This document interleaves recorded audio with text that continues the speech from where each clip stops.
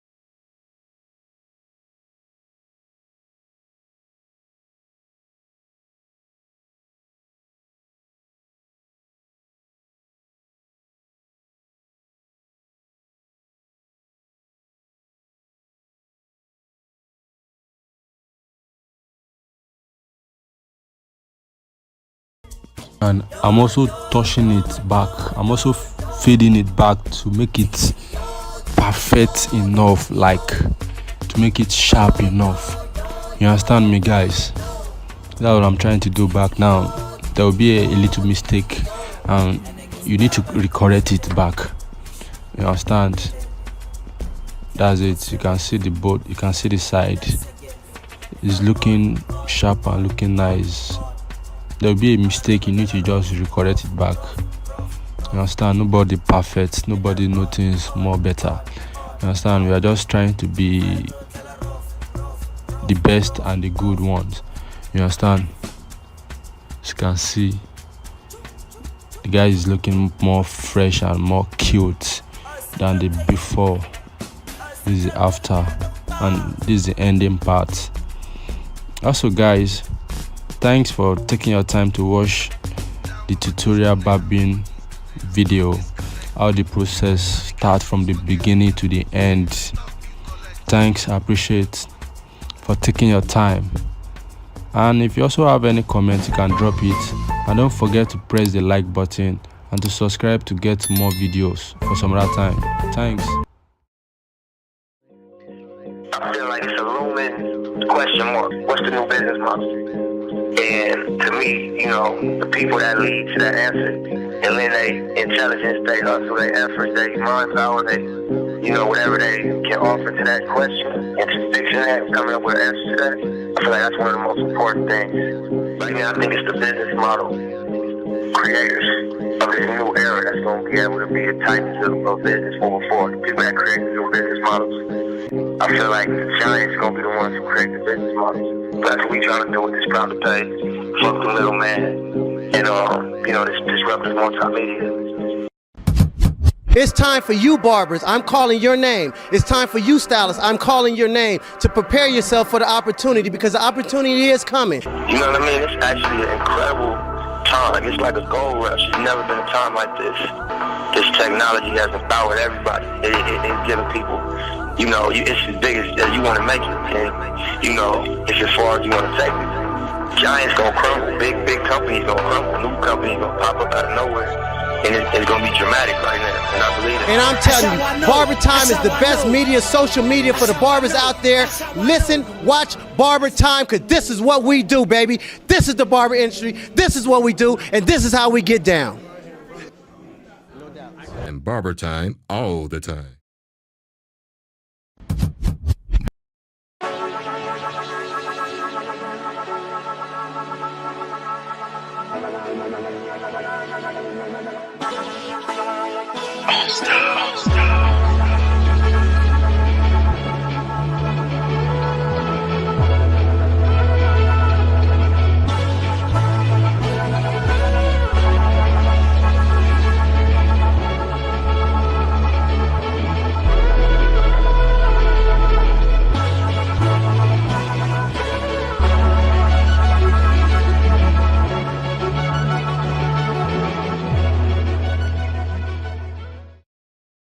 Hey, what's going on, y'all? This is Reggie Wilson with a really quick video. So I've seen some rumors out right now that Oster is coming out with their cordless fast feeds. Now, Oster last year, they seemed like they got missing from the spotlight. Their Instagram was inactive. It seemed like they've been going through a rebranding. If you go on the Instagram now, you can see a lot of stuff where they're asking, like, for feedback. What do we want? A detachable or an adjustable? And they're asking questions, trying to get barbers to give them some feedback. So with that said, man, I'm excited to see these cordless fast feeds. Now, there have been some already on the market, but not from Oster. There have been modders that's out here that actually understand how to work on clippers, making it happen. But it's nothing like getting something directly from the manufacturers for warranty purposes. Are you excited? In the comments below, let me know how you feeling about it. Are you a fast feed guy? Do you think the fast feed and the cordless setting would be the right thing? Also, what else would you do to the fast feed to make it even a better clipper? All right, this is Reggie Winston, the Better Barber. Thank you for checking out this video on YouTube. Check out some of the other videos. Like and subscribe, but let me know, what do you think you should see from these Oster fast feeds? Are you excited to get them? And is this the clipper that you want to purchase? And yeah, let's see what happens, yo.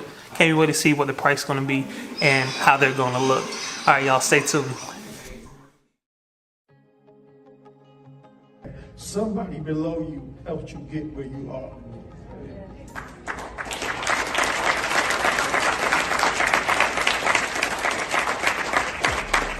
I remember years ago when Curtis and I always had like a love-hate because Curtis, I told Curtis the other day, and I asked what, I said, Curtis, you remind me of Dame Dash. And Dame Dash is, you know, he's harsh, but Dame, he loves hard. Curtis loves hard. He'll tell you to jump in the lake, but he loves you. You got to understand that about Curtis. But Curtis gave me an award, one of the first awards I received as a barber, Entrepreneur of the Year at a round table at the Warner Brothers. And he always seemed to be able to open doors for barbers. So in other words, you can't reap something and not sow it back into the land. If you don't plant, there's no harvest. If you don't take what you got and plant it and give it out, you won't have a legacy. Your children should know what you've done. And so hopefully this whole weekend has been an opportunity to document who you are and what you do so that your children and your children's children can look back and say, Daddy, Grandma, Grandpa did this. Because this is what it's all about. Family, brotherhood, sisterhood. And I know if we continue to do what we do, whether it's one customer, whether it's inside the studio, whether it's inside the salon suite, whether it's inside the barbershop, whether it's inside the school, wherever we decide to exercise our talents, we cannot forget our brothers and sisters in this industry. God bless you.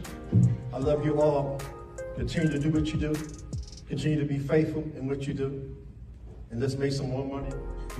Let's do it right.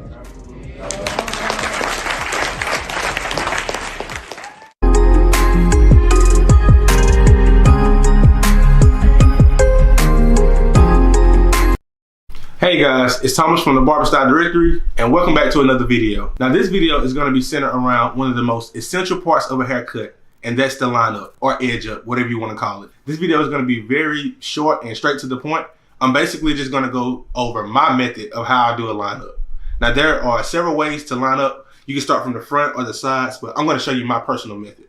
There will also be a blog associated with this video, so be sure to click the link below, and it will take you straight to our website. Don't forget to subscribe. We're doing a 50K subscriber giveaway, so be on the lookout for that. And without further ado, let's get into the video.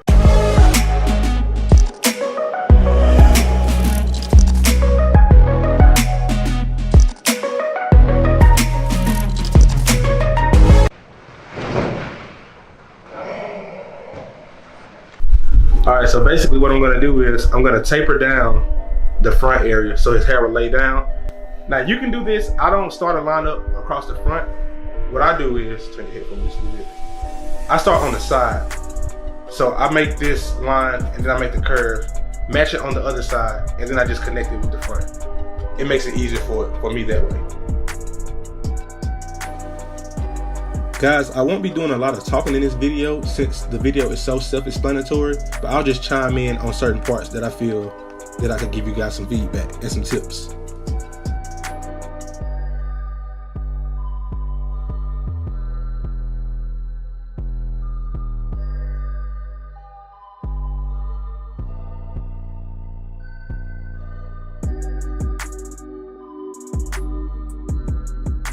And I've said this in several videos before, my trimmers are set for all around purpose. So my trimmers, they're not super sharp, but they can do a shave, they can do outlines, whatever you need to do, they're all purpose. I can line little kids with these if I want to.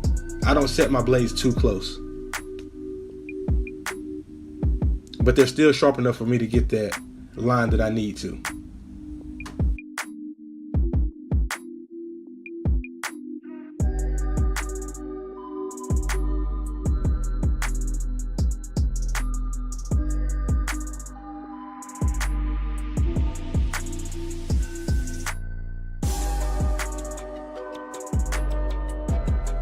And his hairline has a tendency to curl up, so what I'm doing is just basically tapering his line up just a little bit.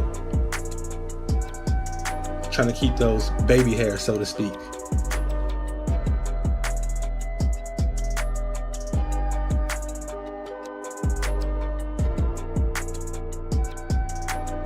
And as always, this is the holding spray that I use.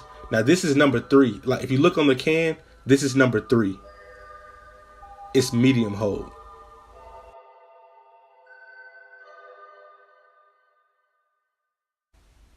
And here I just blow dry it in.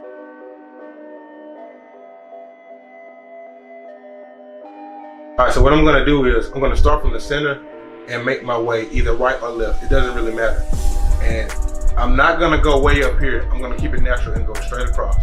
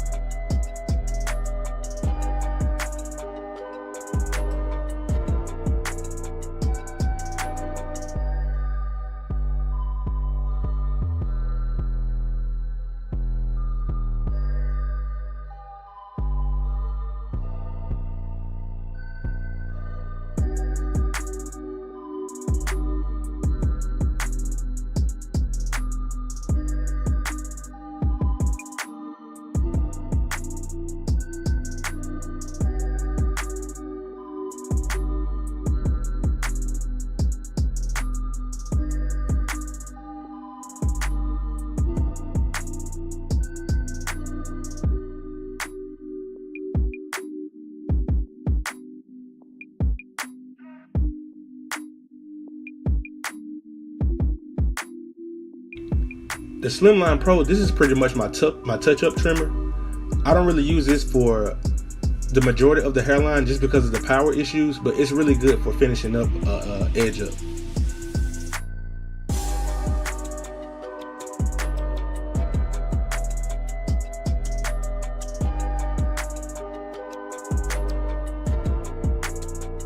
Now, a lot of people ask me why I do this, and it's something that you can't really explain until you try it yourself. Whenever you recline somebody back, you really get to see if the hairline is straight or not. It kind of gives you another perspective. Aside from the mirror, you can always use the mirror, but I found that this is a really helpful tool for me to recline them back and line them like this. You guys should try it and let me know what you think in the comments.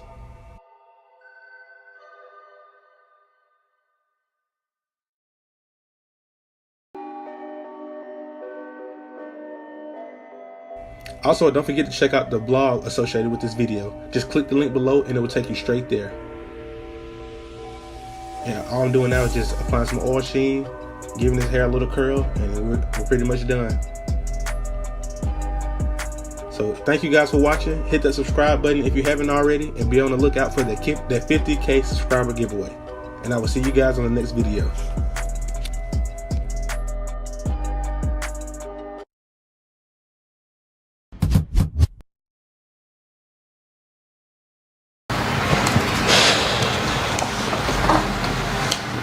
Mom, can I have these? Honey, don't mess with their display, okay?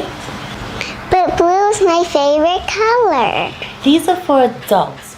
Let's wait until after your turn and then we'll go to the store, okay, and get you a blue one. Okay, Mommy.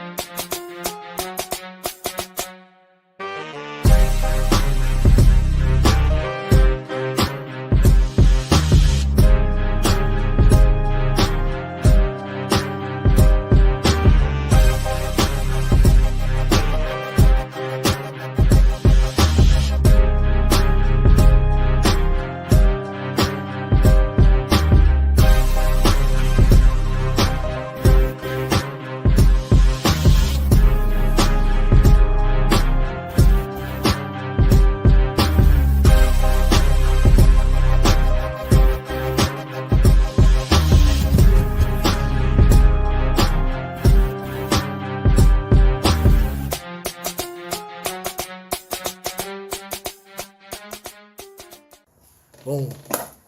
What's up, everybody? Barber Time Buzz in the building. I'm here with the legendary Rough Ends. Gentlemen, appreciate and thank you for the opportunity to talk to you guys. How y'all doing?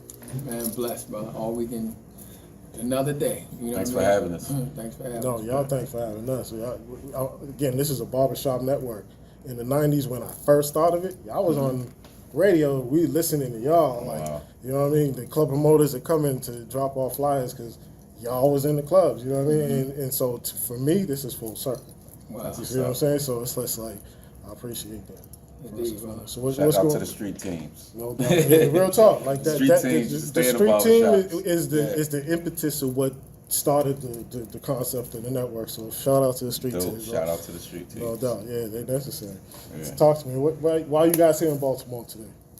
Because we're here at the All Natural Hair Show in Baltimore, the Baltimore Beard and Barber Battle, and you guys are in the building. My man Paul Jones just hit me off that you guys were in the building. Why are you guys here today?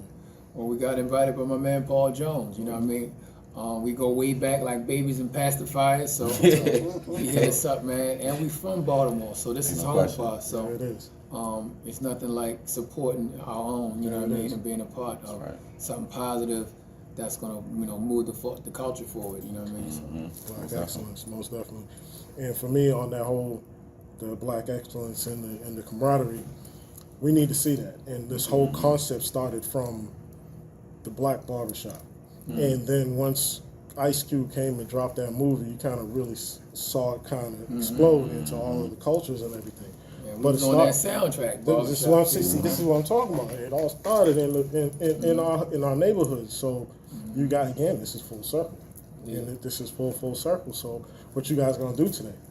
You guys performing? Y'all gonna sing for the people? Yeah, we're gonna sing a little something. We gotta sing a little something. We're gonna do a meet and greet, man, and just fellowship, brother. You know what I mean? Absolutely. It's a lot of good things going on out there, man. So Build with these entrepreneurs out here. Absolutely. You guys recording anything? Yeah, we got a record out right now called Rebirth. At Official Rough Ends on Instagram. Go follow us right now. On Instagram and Facebook at Official Rough Ends. But the new project is called Rebirth. We got a joint with Crazy Bone on there that's fire. Just gotta check out the new project.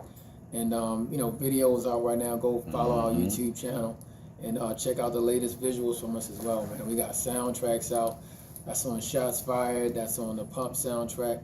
That's on Davis Makes Man. So look all those movies up and check out our latest music. Yeah, what's the Instagram again? At Official Rough Ends. And that's Rough Ends. RUFFENDZ. No doubt. Y'all make sure y'all check them out in all y'all barbershops. Y'all know how we do. Get that on the air. Get them playing. Yes, sir. So what's next near future after these projects that you have? Touring. We got some touring situations coming up. Australia. Back to Australia.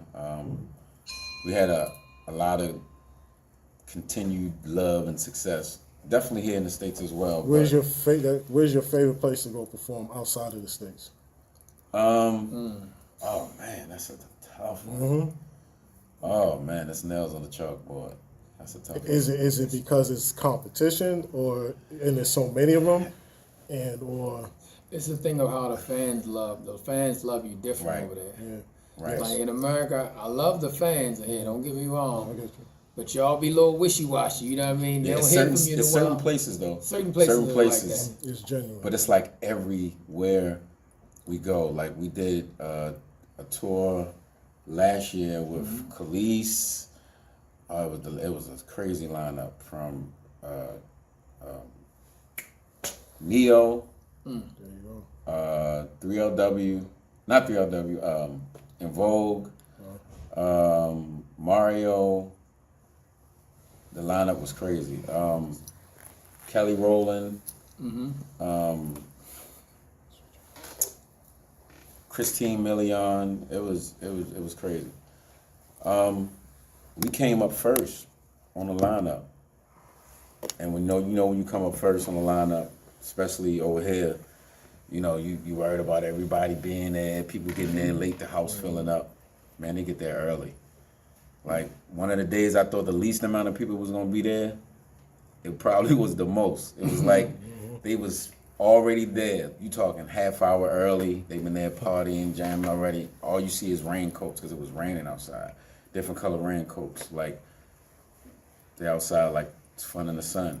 Yeah. Singing every word, every ad lib. They singing ad libs. We not singing on the song. Yeah, we doing other ad libs. That's their shower version. Right, man.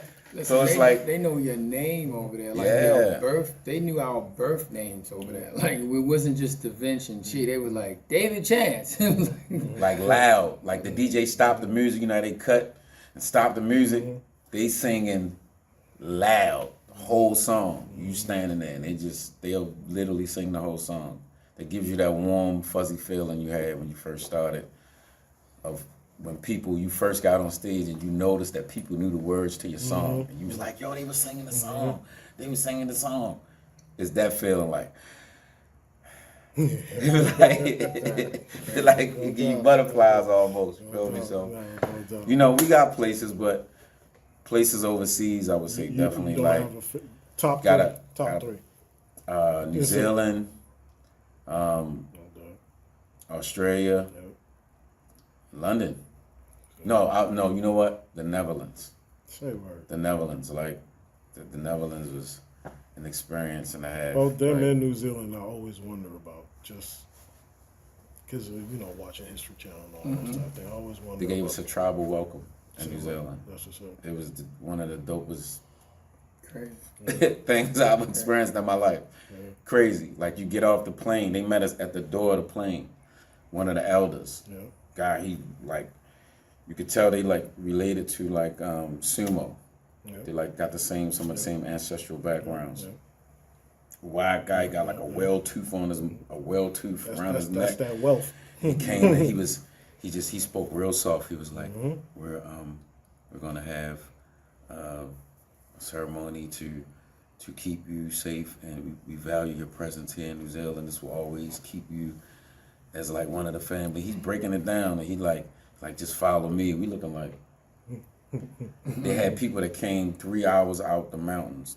Our plane was late, so they literally was there for about 6-7 hours waiting for us with the tribal stuff on in a room just like this. Exactly. Bullshit talking, money walking. We talking about my dude Ric Flair. Like, that's my spirit animal. Ric Flair Godzilla. His whole vibe was like one of the brothers. I ain't gonna lie. Yeah. So I mean, you guys be more people, right? Y'all hometown here. Most definitely. Hometown for sure. Most definitely. West Baltimore. No, must be. What's sweet? No doubt. He ate. No doubt. Just so we can encompass this whole thing a little bit of barbershop talk. Something that happened in y'all from the barbershop that y'all remember. Oh, man. Because you mentioned OG, so that kind of was one. But I want y'all to give me some. Yeah. Or even that you heard. You know what I mean? Just the neighborhood. Don't rat nobody. No, I'm saying just our neighborhood alone. Yeah. I'm saying everybody that's listening that's not from B-More, we average 350 murders a year.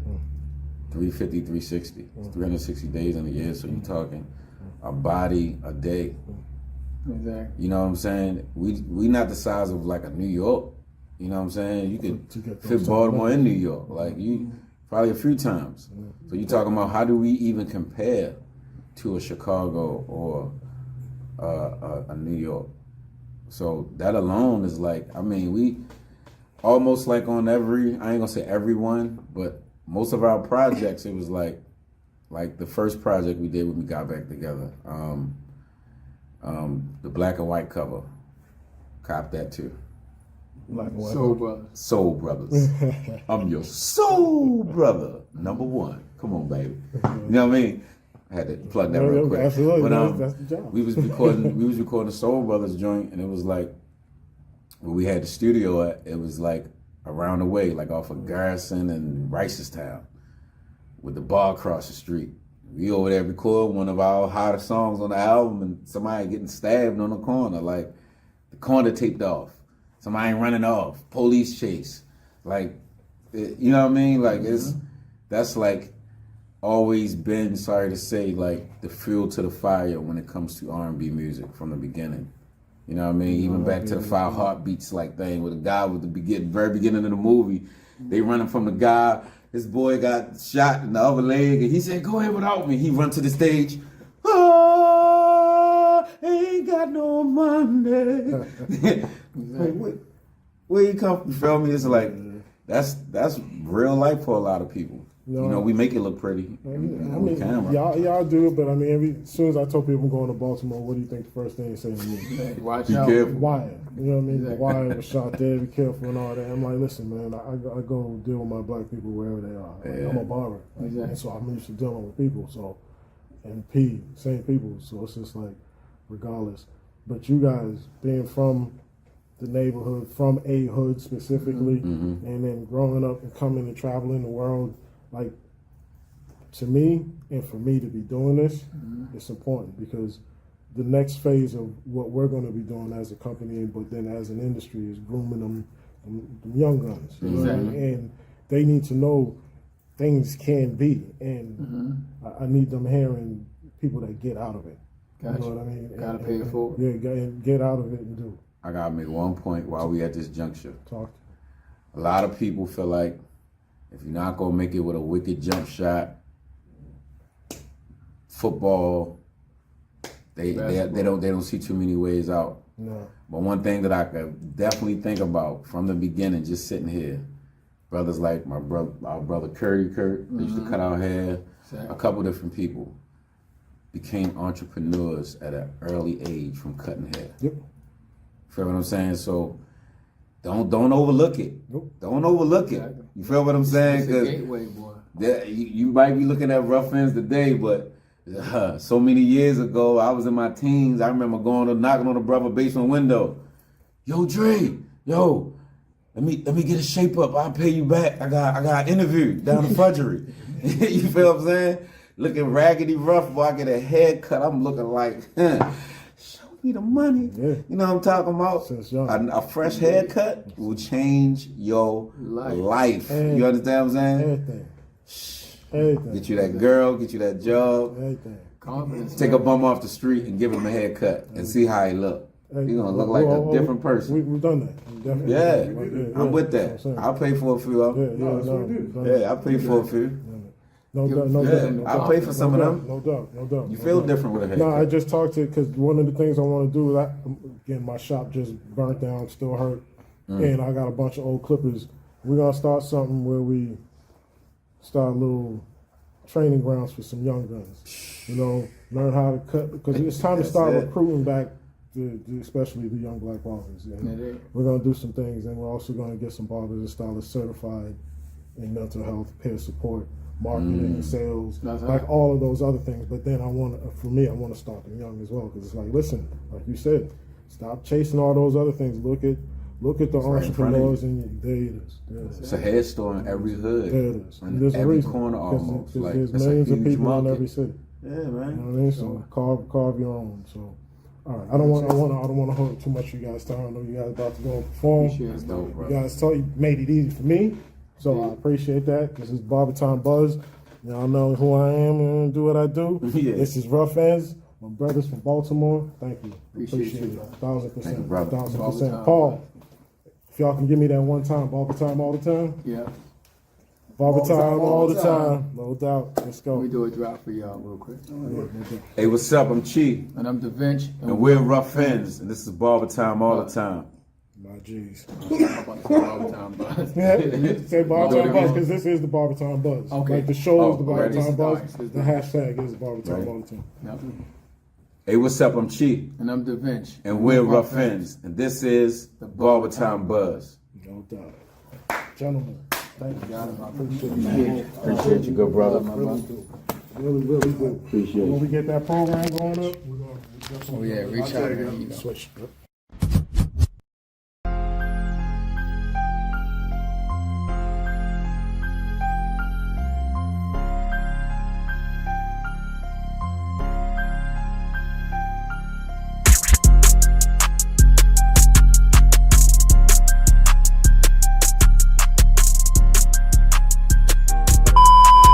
What's going on YouTube? It is your boy Josh back with another haircut tutorial, and as you guys can see today we got a little wavy client. About to give him a nice bald fade, clean the beard up and line it up real good. Y'all about to see how we get down. And if you guys are new to the channel and you're not subscribed, please make sure you guys go down and smash that subscribe button and turn that notification bell on too, so you guys don't miss out on any new drops.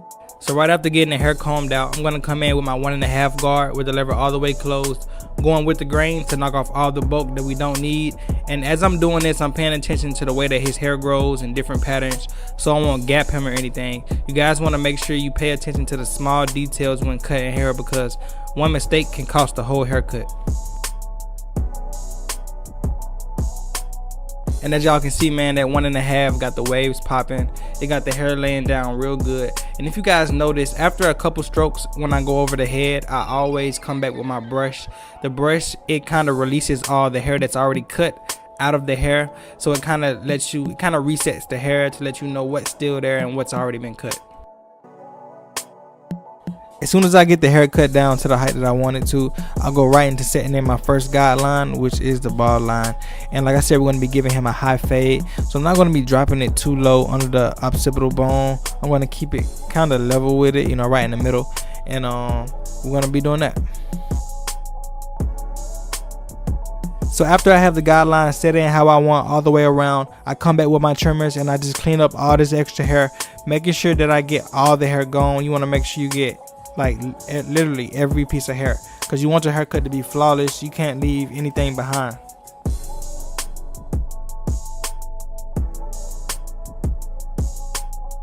So this right here is something that I do that helps me when taking out that first guideline. After I'm done setting in that initial bald line, I come behind it and I kind of taper at it with my trimmers a little bit. It kind of breaks up that harsh guideline, making it easier for the clippers to take it out. But a big factor in this is making sure that your clippers are zero gapped, because it's all in the way that your system is balanced. So if your clippers are zero gapped, you have the capacity to be able to take out that guideline with the clippers itself. So using the trimmers, making it even easier, it just helps you out when taking out that first guideline. And right here I'm setting in that first guideline with no guard on, with the lever all the way open, with my caliber 50 cal BMG clippers going up about 1/2 inch. And I make sure that I'm keeping the width the same all the way around, because I want my fade to be balanced all the way around on every guideline.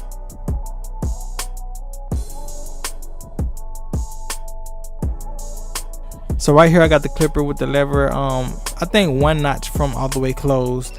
And I'm just kind of going to be starting up under that guideline, that bald line, and just flicking up to the bald line. And then once I kind of get it light how I want it and set it up for the kill, I close the clipper all the way closed, and it kind of just blends it out perfectly. It's just the way that I have these clippers set. They're zero gaps, so I got a good system in between the notches and how the, you know, blade cuts. And all you have to do is just understand your clippers, and you can really do some dangerous haircuts. So usually when I'm taking out this guideline, I kind of do a lot of detail work. So you'll see me opening and closing my clipper a lot, depending on the area, because sometimes the hair doesn't react to the clippers how it should, and you have to adjust it to get it, you know, you gotta kind of get that detail work and do that corner blending technique. So right here we're going to be jumping right into the next guideline, which is the number 1 guard with the lever all the way open. And I'm going to go up about you know, 1/2 inch, 3/4 of an inch. Like I said, we're going to be doing a high bald fade. So right here is going to kind of be the area where I kind of stop fading up. I'm going to start my fading down process after this guideline. But you know, let's break this guideline down. And you guys remember to make sure your width of your guidelines are the same all the way around the head. You know what I'm saying? No matter where we at in the haircut, I'm keeping everything balanced, because I want my fade to be consistent all the way around and on both sides.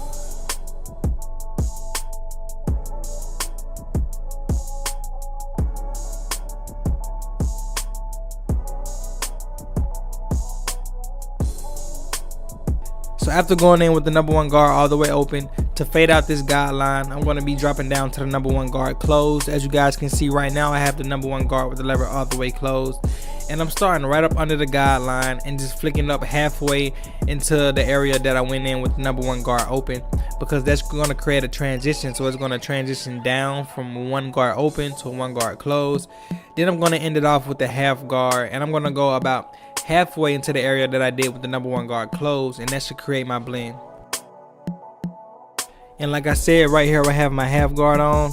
Usually when I start with my 1/2 guard, sometimes I close the lever halfway, just to get an idea, because sometimes different people's hair react to the half guard differently, and sometimes when it's all the way closed it cuts too much. It just depends on how fine and thin the hair is, but usually I always end up closing it all the way, and I do like a lot of detail work.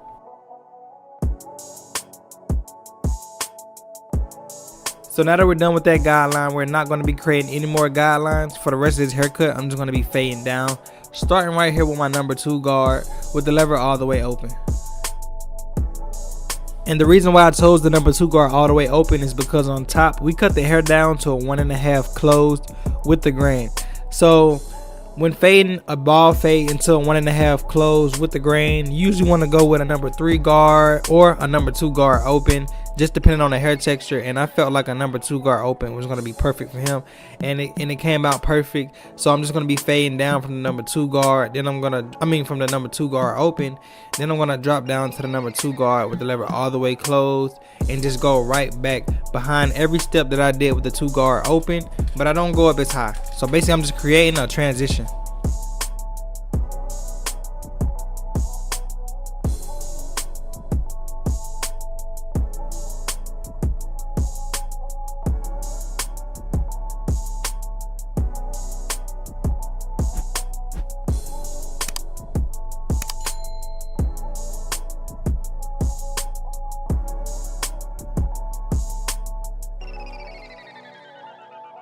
So right here I'm going in with my number 1.5 guard. Like I said, we're fading down, so I walk down from the highest guard all the way down to the smallest until the fade is completely blended.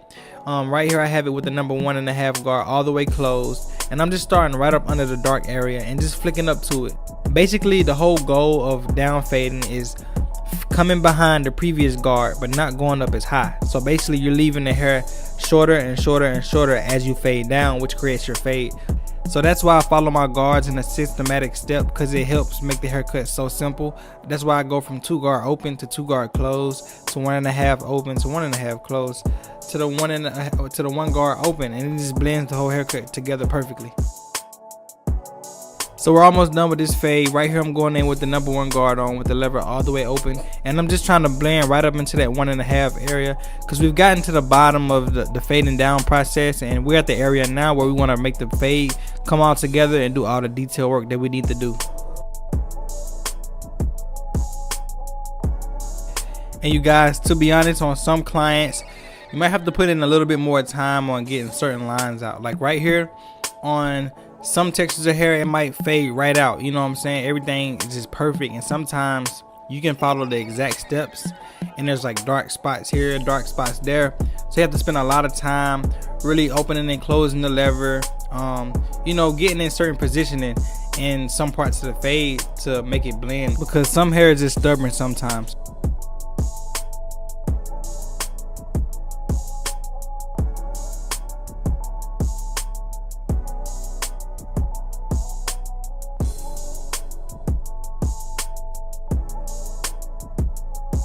Y'all see it, man, this fade is coming together nicely. I mean, look how smooth it is. We're not even done yet, but I mean, just really listen to what I'm saying, man. Y'all can learn something.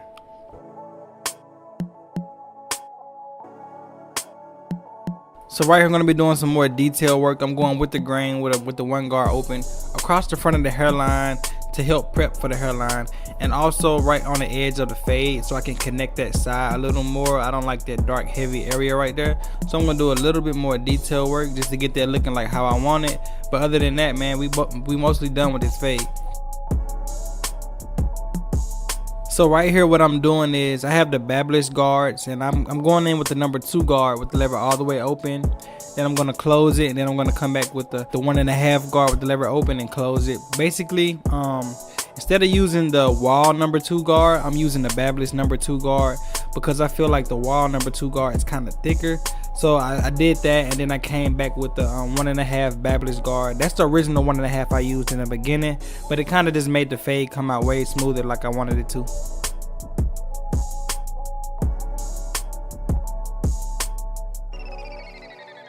But y'all see the fade is looking good. Now we're gonna move into the beard. I'm gonna pick it out. We're gonna be knocking it down. Then we're gonna show y'all how to do a beard fade.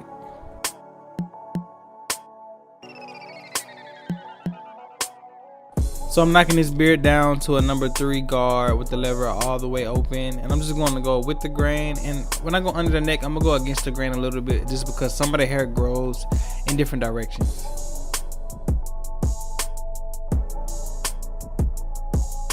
So when I'm doing my beard fade technique, it's kind of similar to when I'm doing my fading down technique. I start with no guard on, then I close it halfway to blend out that guideline. Then I pick up the biggest guard that I need at the bottom of the beard, and then I fade up towards the top of the beard by getting smaller guards, and it creates a fade.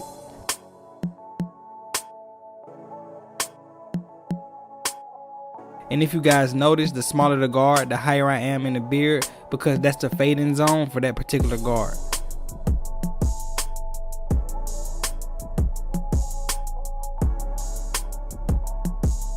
So right here I'm going to prep the hairline with some holding spray and come behind it with the blow dryer to get the hair to lay down and lock in where I need it to. And you guys, using my Babyliss Low Pro FX trimmers with the gold FX blade on it, I'm going in and I'm setting in that fire lineup. I'm going to sit back and let you guys watch this lineup unfold the haircut.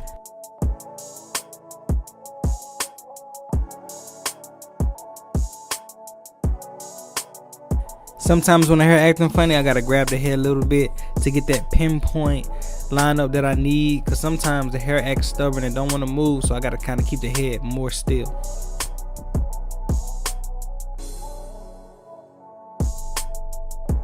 And y'all, we keeping this lineup all natural. It's already coming out clean. Let me know what y'all think about it in the comments. So right here we're going to be jumping into the beard line, and this is going to be super satisfying to watch how clean these lines came out and how uniform it made it look all the way around.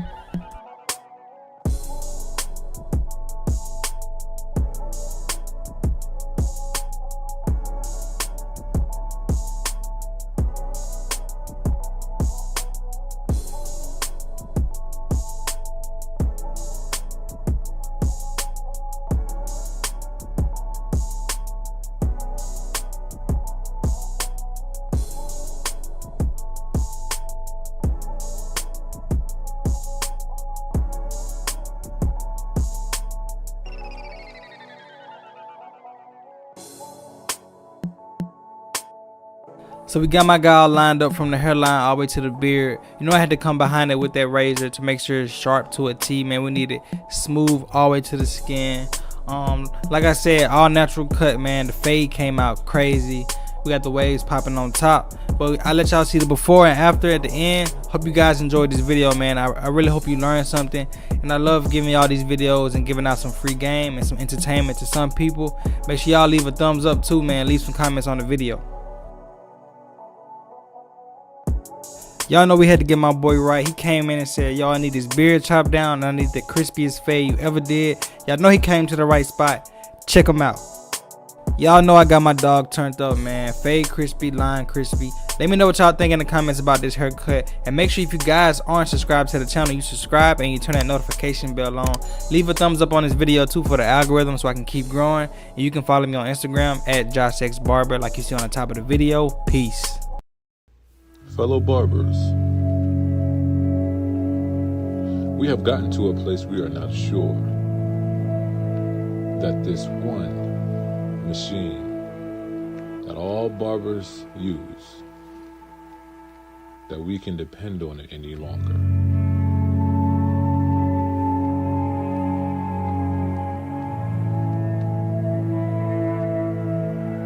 We found ourselves lost, hiding our endless masters in our drawers.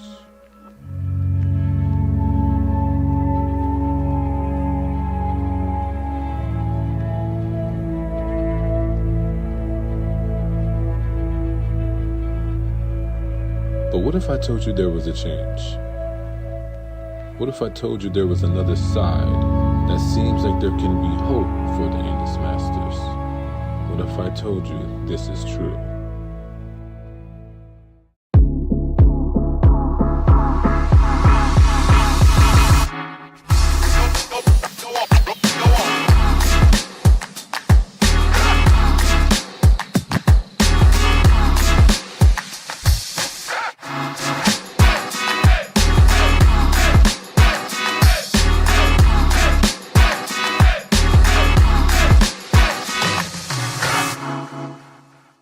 Alright YouTube, so basically what we're going to do right now is go into Lowe's and get all the products that you need to make the Andis Masters a lot quieter than what they are.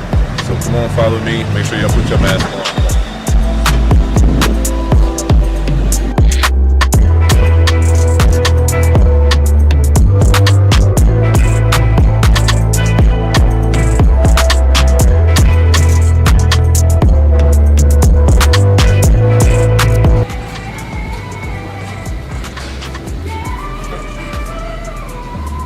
So this is going to be the first item that you're going to need. It's going to change out the top. It's going to change out the top area where you open up the Andis Masters. You'll see that black. In the video, I'll show you guys later. But what I use for this is that I use outlet sealer. It's basically it works with stuff that's already electrical, and the padding is a lot thicker than the one that's in the Masters. So this is why I use this. So this is the first item right here. So let's grab this, let's look for the next item. Alright, so the next thing you're going to need is electrical tape. I use the black one. If you have not seen Tito Cut's method of how to get them silent, I believe he used this black tape. But this is definitely still, you need this. This goes for $2.88. I believe this went for like $2 as well. So right now we're at $5. And now we got one more item to get, and once I find that, I'll show you this.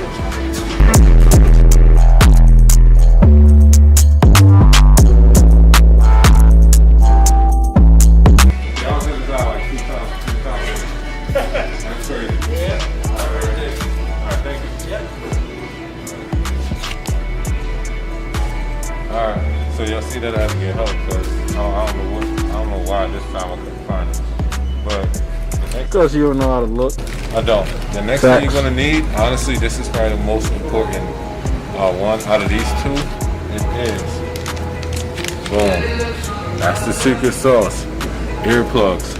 I'm not sure why this foam works the best, but earplugs is the best thing. This is a 10 pair, usually you get from Lowe's. This is $3.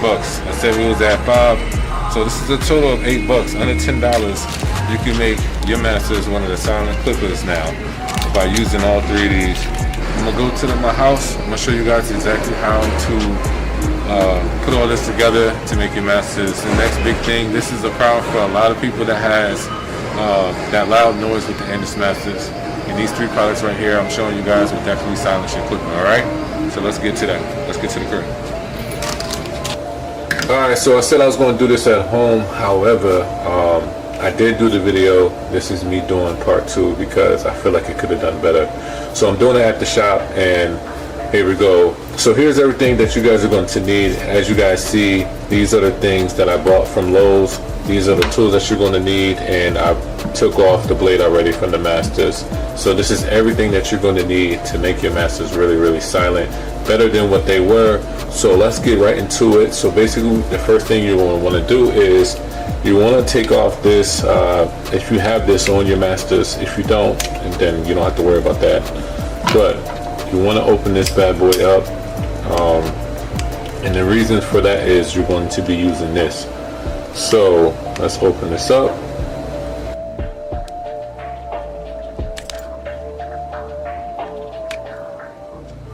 Now when you open this up, you are going to have a piece. It's not going to look like this. This is why we're switching it out. And you're going to have a piece that's just going to be like between the wiring and this covering. So what you're going to do is take this off, and you're going to really cut out the same exact thing that's in there and switch it out with this. And if you do that, you'll notice that this material is a lot more thicker. So the vibrations of the Masters, and it won't be as strong. It'll be more silent just in that alone. So I think this is a real important thing to do. Make sure that you cut it in the exact way. It has that space and everything like that. So when you put it on here by itself, it should look just like the other one. And just take your time. There's no perfect way to do it. But I just took mine out. I laid it on top of this piece, and I just mold it. And once you do that, you'll have your inside piece done. And honestly, that's like one of the most easiest parts. Let me just get this right. Lay this back down. We're going to screw this back in. And this is one of the most easiest adjustments to do. But I did make sure that I did get something that was better between this casing and the wires, just because I feel like the other one's more flimsy. This is more sturdier. The next thing that you're going to want to do is you're going to get your earplugs, and this is very, very important. Honestly, the earplugs is probably one of the most important things about this modification. How you cut these is very important. You have these prongs right here, and that's where these earplugs are going to go. But these are way too big how they come, so you have to cut it down. I'm going to try my best to just show you guys the first time, but it did take me some time to understand how they should look. So I'll show you how mine's look at the end. It's not perfect, but that's how mine's look. See how the difference? You want it to look like that. So this is what I did. Since I know how I want mine to look, I basically almost do like half. So I cut half, and then I work with this right here. Now, of course, when you know about earplugs, when you squeeze them, they stay there, but they do come out.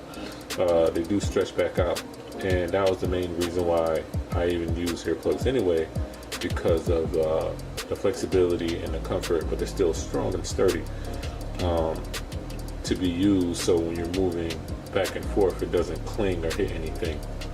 But it also is flexible to shrink, which is also needed as well. Because a lot of people probably look at this video and say, oh, you're doing a lot of damage to your clipper.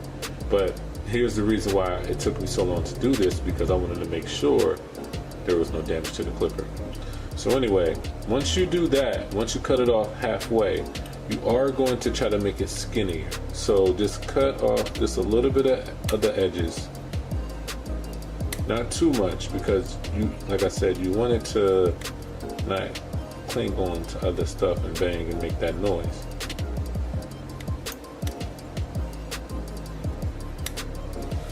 So, like I said, when you squeeze it, it shrinks. So this is like perfect. Mine's gonna get just like this. I'll show you guys. I just squeezed it and it looks just like this. But when you let it sit, it's gonna stretch back out, which you want it to do. And let me just clean this up for now. You want this to look just like this. You want it to stretch out. This is a big difference, and it's very, very key.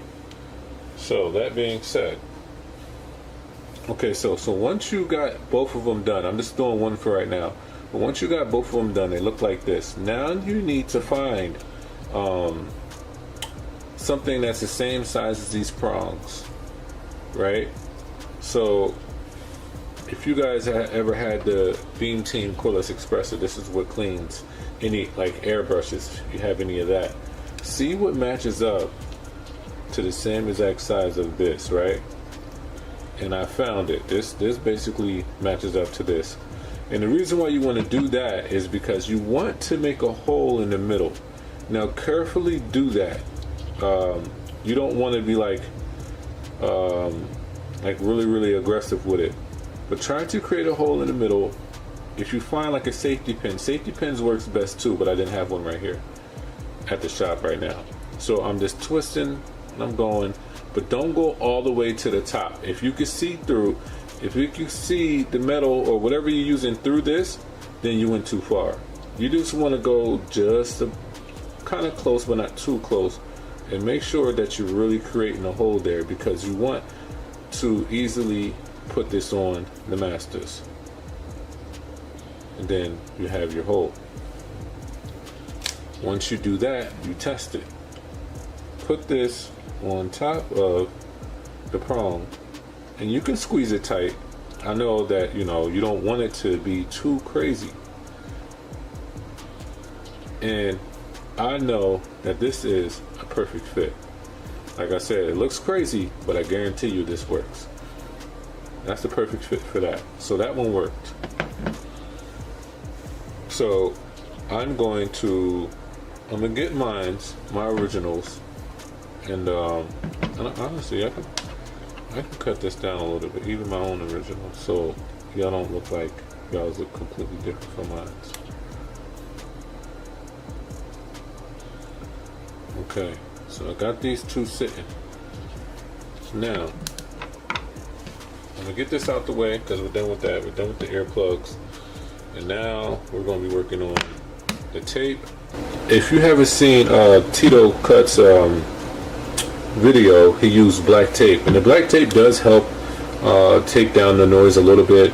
But if you really want to do like a double whammy, because this is basically what this is right now, is that the prongs is the reason why. It's because this piece right here, the little place where the prongs sit in, is too wide for one, so you're always going to hear a clash of metal and plastic because how strong the clipper is, the motor is. So the black tape, it softens that up once you put the prongs in, that it's not that much clashing. But when you do with the earplugs in this, you should really hear your clipper be silent and not damaging it, because that's key as well. Like, I'm not trying to mess nobody's clippers up. This is just for those that really cannot stand that sound and you want to try it. Just give it a try and see how you like it. I guarantee you, honestly, this is the only way I'm using my masters. Just being honest. So we're going to get the black tape. Get that out the way. Going to get the black tape, and I only probably use about that much. I'll use about this much. I'm not sure how much this is, maybe like 2 inches, but only use that much. Get my scissors, cut that, and now I'm going to tweak this and cut more, but I'm just showing you how I do it. Let me get this out the way real quick. So basically, like I said, Tito Cuts also did it as well, but what I do is I cover the top first, and then I get the corners, and depending on what kind of black tape you got, some's like real sticky and some's not. This one is not that sticky, but I kind of just need it just because of the texture, the consistency. And this one, I could stretch it a little bit, so I try not to keep it, the black tape, I try not to put it all the way up here. I like to not see that while I'm cutting. So what I do is I put it right under that little nozzle, whatever this little bump is. I like to put it, let me see, wherever this bump is, I like to put the tape literally right there. And I try to hold it there. Sometimes it doesn't want to hold. Boom. And then I'll stretch it around the corner. And the reason why I do that is because it is for some reason this tape that I have is stretchable, and I feel like it holds it down better. And I'll stretch it around the corner. Boom. Now, those grooves, you get your thumb and go right into the grooves. Get your thumb, go right into the grooves. Boom. Because that's the main thing that you really want to protect. Now you have all this extra tape, and that's the tape I'm going to cut, because the main thing I cared about is getting the tape in the grooves and letting it stay, and then you have all of this extra right here. I do not keep all of this. I will cut that, because like I said, this is not about damaging a clipper. It's just trying to keep it silent without messing up anything internally.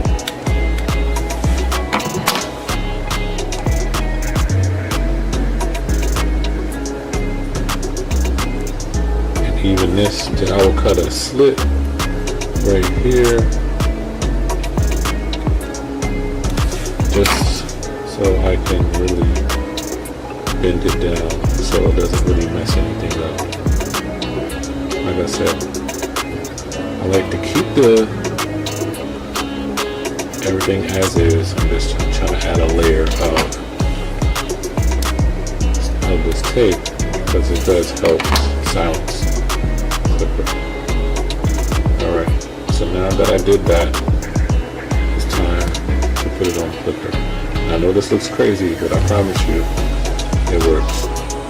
So what I do is I take it from like this, and I try to make sure that when I press down lightly, it does just sink in, which it does, because if it doesn't automatically just sink in like that, that means you left too much. So now I close it, and you can't see anything. I closed it, it's good. When I let go, it does pop up, which is a good thing. You don't want it to be too much. You want it just right. So when you close it, keep your thumb on that, and then it's time to put the top steel blade on.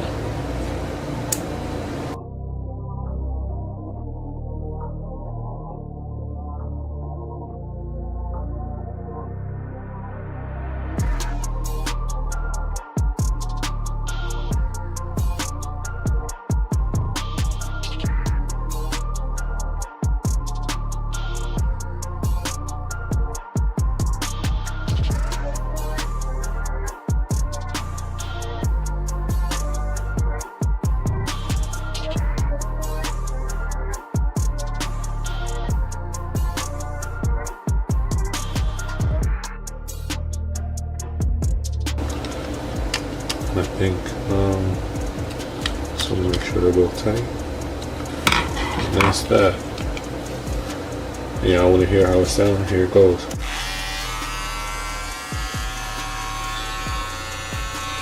that's open. And that's closed. You still got the power. You got everything that you want. And I'm telling you right here, right now, if you love the masters and you want them silent, this will work. So thank y'all for watching this video. I appreciate y'all. If y'all have any comments, if this is something that you're nervous to do and you want me to do it, reach out to me and I'll definitely try to accommodate you, giving you a price and everything like that. But I really felt like this is something I thought I could share with everybody. And yeah, let me know what you guys think. But we got them back, y'all. They silent. Be blessed, y'all. You have a good one. All right, YouTube. So I know I just showed you guys how I silence the masters. I know you guys heard how they sound, but I promise you they sound different with, you know, other clippers. It did sound like they sounded real loud, so this is why I'm doing this video, or this part of the video. I have a decibel. However you rate the sound of something, I have that. So we're going to do a few of my clippers. Let's do my seniors. Let's hear how they sound and what they get up to.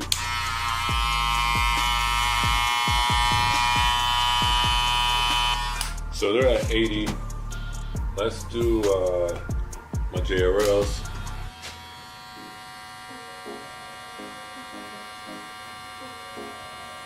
They're at 63. Now, let's do the masters. I told you they got quieter. So let's see if they got any quieter than the seniors. Let me see, because I can't see.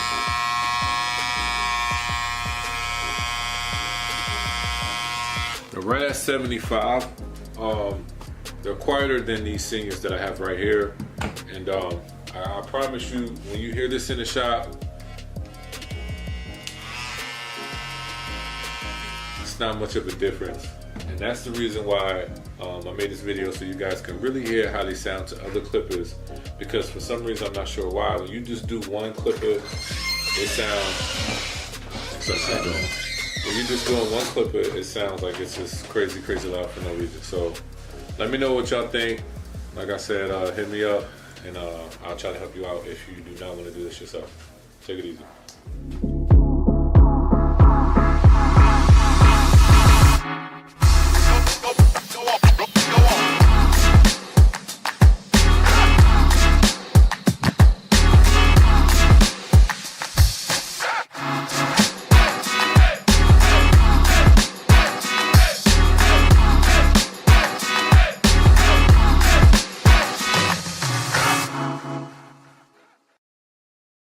I'll never forget this. The first day when we left that meeting, he said, "You better keep up.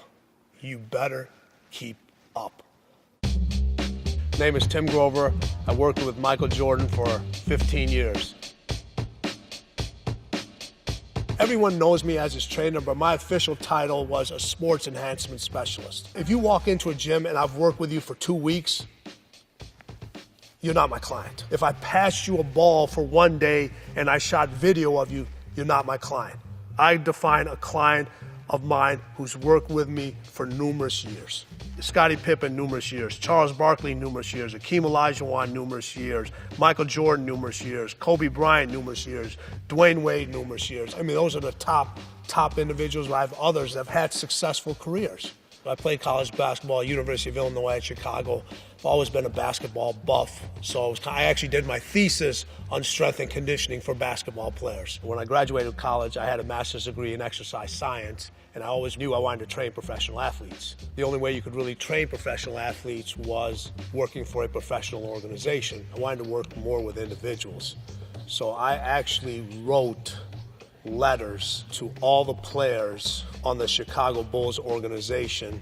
And back then, there was no email. I wrote 14 letters to 14 different players. There are 15 players on a basketball team. The one person I did not write the letter to was Michael Jordan. I didn't get any response back, but I did get a call from the athletic trainer, Mark Feil at the time, saying, "Hey, we have a client that may be interested in your services. We want you to meet this individual, be at the house at 1 o'clock. So I go over there, I knock on the door, and guess who opens the door? I got a chance to sit with him for 30 minutes, told him what my philosophies were, what I could do for him, and he was looking for somebody that wanted to work directly with him. When you work with a team, you have a certain schedule. You're set on whatever the team schedule is. He wanted somebody that was a little bit more flexible, and then somebody that would focus in on his body, because everybody's needs are a little different. That was my path to him. I said, give me 30 days, let's see what happens. And 30 days turned into 15 years. He had gave me a list of what he was doing before. I said, tell me what you'd like to incorporate, what you'd like to keep out of this program. He goes, well, I want to start fresh. I want to start totally fresh. So my first thing with him was, all right, I don't care how fast you are, how high you jump. I said, none of that matters if you're constantly getting injured, if you're starting to have little nagging injuries. And one thing that he was very susceptible to was groin pulls and ankle injuries. So I said, let's address those things first. The more healthier you are, the better you'll be able to play. And I said, let's worry about being quicker, stronger, faster later. And most people put the concept of we need to make you quicker, stronger, faster first. The quicker, stronger, faster you make an individual, the more susceptible they are to injuries. Because they don't know how to handle that extra speed. They don't know how to handle that extra quickness. They don't know how to handle that extra power. When you do those things, you got to learn how to stop too. So everyone teaches you how to go, go, go. No one teaches you how to stop. So my big philosophy was him, all right, let's deal with the injuries that you have. Let's take care of those things first. And by doing that, the more healthier you get, it's automatically going to improve your game. His obsession to win and to compete on the basketball court and everything he does was the same way that I felt. My obsession to help an athlete get better, to keep them injury-free, to play every single game. And if something didn't work, it was like, I always felt it was like my fault. If he missed a game-winning shot, even though I wasn't out on the basketball court, well, what could I have done better? If he was more fresh, if he was in better condition, or if he turned an ankle, or if he jammed a finger, I'd automatically start thinking in my head, did I do too much? Didn't I do enough? Why did I leave that exercise out? I should have done this. So it's the constant rewind of everything over and over again to do it next time even better. Everyone knows Michael is a huge foundation and fundamentals guy. All the crazy stuff that you see him doing in the air and all the fancy moves, he never practiced those. He practiced the fundamentals because he knew if he could master the fundamentals, master the foundation, those other moves would automatically come. That was the same philosophy I had. We started off with just the basic compound movements that you would see any strength and conditioning individual do. Anything from bench press and dumbbell presses, to cleans, to deadlifts, to squats, all the basic stuff to build the foundation first. During the off season, we would go anywhere from an hour and a half to 2 hours. As we got closer to the season, the intensity increased and the time became a little short. It would be about an hour to 90 minutes. And then once the season started, the workouts were anywhere from 30 to 45 minutes. If there were certain things he just didn't want to do, he would always say, no gimmicks. I want proven stuff, I want proven facts, I want proven results. Because that's what he was all about. He was about proving himself every single game, every single practice, that he was the best athlete, the best basketball player every single day. A lot of trainers come in and they ask the client, how do you feel? It's your job to know how the client feels. You should have paid attention to how many minutes he played, how physical the game was, whether they won or lost, what kind of mental state this person is after a win, what kind of mental state is he in after a loss.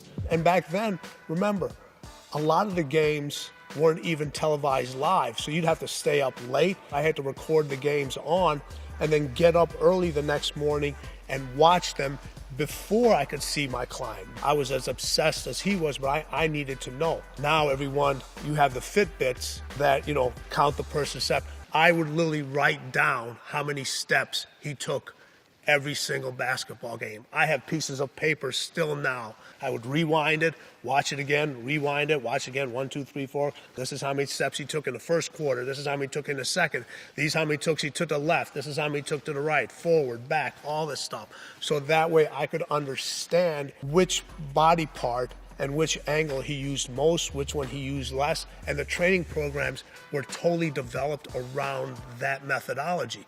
If you look in a game, and you notice that they have a tendency to pull 50% more to the right and only 20% to the left. Well, if you're going equal distance when they're training, it's not going to correlate to the court.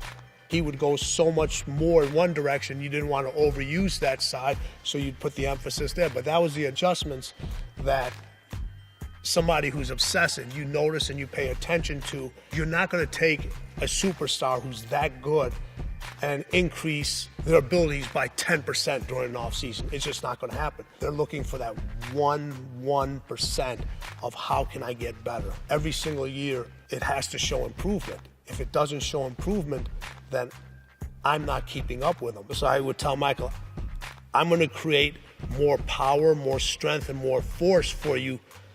Now it's your job to learn how to control it and what you do with it. That's not my expertise. Whether I worked with Michael or not, he was still going to be the greatest basketball player ever. I helped him stay there a little bit longer. When we first started training him, we always did it after practice. With the amount of minutes he was playing, the physicality and so forth, I was like, Michael, we have to make this adjustment. I said, there's just not enough time. Let's move it before practice. Let's make it the first thing you do in the morning.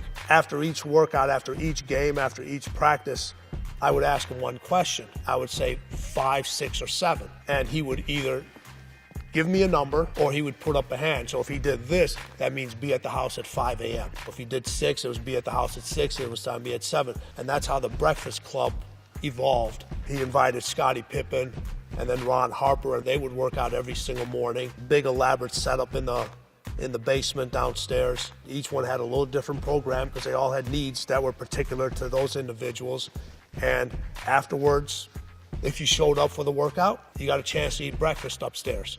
Those guys never missed a workout. They never missed a workout. Because if you missed a workout, the tongue lashing and the trash talking Michael would talk to you at practice that next morning, you're better off making it to the workout and not having to hear his mouth than to show up at practice knowing you missed the workout. I don't consider it tough. I consider it accountability.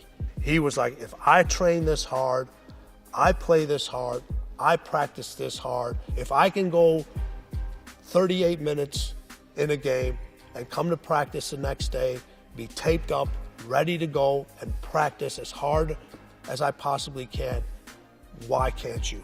People know the game was so much more physical back then. Nowadays, you can go around the players. Back in those days, you had to go through them, around them, over them, under them. You had to develop all those things. So the Detroit Pistons were his main nemesis, but it was also like he wanted to be known as the most dominant player ever. Michael was up for anybody. He didn't care. Every game, every practice, every off day was circled on Michael's calendar. He would go into practice wanting to destroy anybody and everybody in practice. And he said, the harder I practice, the easier the game will become. He did everything to an extreme so it would actually make the games much easier for him. It worked. Every single practice, every single training session, every single game, Michael always gave you a wow moment. When they won their first championship and they were playing the Los Angeles Lakers, they lost the first game. And I remember him telling me, he goes, we're winning this series. I saw everything I needed to see. Every loss was a learning experience. It was an education thing. He didn't beat himself up over it. Michael C's got this great statement. He goes, I never lost a game. I just ran out of time.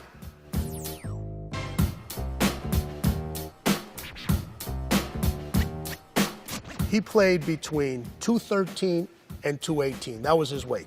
And depending on whether they were going to handle him more physically, whether he needed to be a little bit more finesse, being able to jump a little higher, jump a little faster. So the adjustments were constantly made, but it was more to keep his body at a chronological age that wasn't the same as his physiological age. Now that he was getting up there, 29, 30, 31, I still wanted his body to be able to perform as though it was 2 years younger. As an athlete gets older, there's certain types of muscle fibers that have a tendency not to work the same way. And you have to continue to work those at a rapid pace. So I don't need you to be stronger anymore, because there is a point of no return with an athlete where they can actually become too strong or they can become too big, and it actually has an adverse effect on how they train. So what happened was, as we got older, his weights actually got lighter, but the movements got faster. The idea was, okay, I need you to move this amount of weight from point A to point B faster than you did last year. The workouts became shorter in duration, but increased in intensity. As his star grew, there was less time for me, because there's more time needed for endorsements, different travel, family. So I'm not going to say, hey, listen, I still need 3 hours a day. I still need 2 hours a day. What are the variables? What are the things that I need to keep in? How can I still get the same results in a 2-hour workout in 45 minutes now? Well, as the body slows down, how about if we have the brain to see things faster, to be able to recognize things ahead of time? I can't have you lifting the weight at the same speed, but you have the ability to process information faster because you have more knowledge, you have more understanding. So that's why we started to do different things with lights and objects and so forth. Like when he would be tired, I would give him something to think about, some kind of puzzle to figure out, some kind of light thing to figure out, so that, hey, while the brain is tired, let's challenge it. Because if resistance makes your muscles grow, well, resistance makes the brain sharper.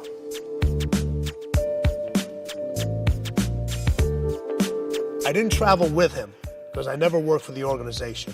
So I was not allowed on the team plane. I'd have to book my own flights, have everything set up before he got there, scope the different local gyms and see what's going on. Phil Jackson had told Michael that he couldn't travel with his golf clubs anymore. So it became my responsibility to take his golf clubs, even if he wasn't going to play. To me, that was part of his training regimen. I knew how relaxed it made him from a mental standpoint. It helped him get into the zone. If you watch the old videos of the Beatles, how people used to surround them, imagine that. That's how it was with him wherever he went. Individuals would literally hand their children and just say, just touch my baby, because they thought he had this like magical power that were like, it was the craziest thing. And once he was in the hotel, he couldn't leave. So golf was the one place where he could go somewhere. The taking of the clubs was as important from a mental standpoint from him. His mind could literally be off of basketball and the obsession of everybody else around him. And just by observing things and by tracking to see if he played golf, what was his mental state afterwards? What were the results in the game? If he ate this, did he score more points? Did he score less? If he took a nap at 4 and he got up at 5:30, if he took a nap at 2 and got up at 3, what were the outcomes of the game? Every little bit. If he drank a certain glass of wine, whatever, I paid attention to everything and how it related to the end result.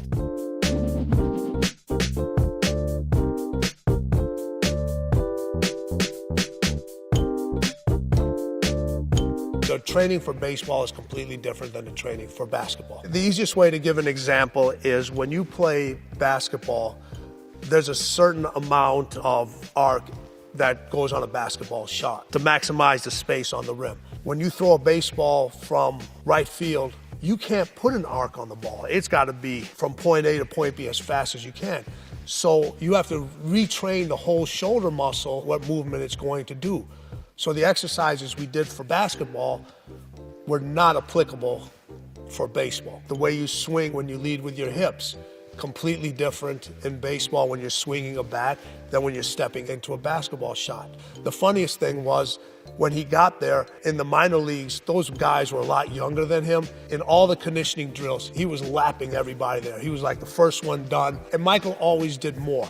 So if you told him, back and forth 10 times, he's going to do 12, he's going to do 13. That's just his competitive nature. He said, I'm not going to let anybody outdo me. During my off time between his retirement and when we started the baseball training, I had already started to put a workout together and started to do my research and homework, saying if he ever comes back, what's going to happen from a physiological standpoint? What will we have to do in order to get him back? When he came back and he started to play, we had a discussion with him, and I said, Michael, there's not enough time to transition your body, because he came back at the end of that season, and I said, there's not enough time to transition your body from baseball to basketball. For you to be playing at the optimal level that you were before, I said, there just isn't enough time. Now, from a skill standpoint, that's on you. Okay, but I'm just telling you from a performance standpoint, there just isn't. When that happened, I don't remember the day that they lost that game to Orlando. I think it was a home game. We were the last ones in the arena. We're getting ready to leave out. And I said, Michael, I'll see you. He goes, I'll see you tomorrow. So that training process started right away.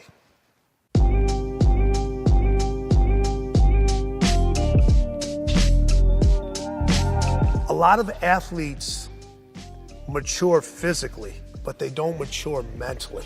Michael's game not only became sharper physically, but it also became more defined and more sharper from a mental standpoint. He knew when to use energy, when to conserve it. He knew how to intimidate the opponent without having to say a word. We talk about this in our book, Relentless. He was known as one of the biggest trash talkers out there. But he didn't trash talk to get into the opponent's head. He would trash talk to get into his own head, because now whatever he said, he had to go out and back it up. So if he went and told you, I'm going to give you 50, that wasn't to put pressure on the opponent. That was to put pressure on himself to say, now I've said this, I have to deliver. Because his expectations were always greater than what anybody else put on him. I actually moved to Washington with him. It was a 2-year period.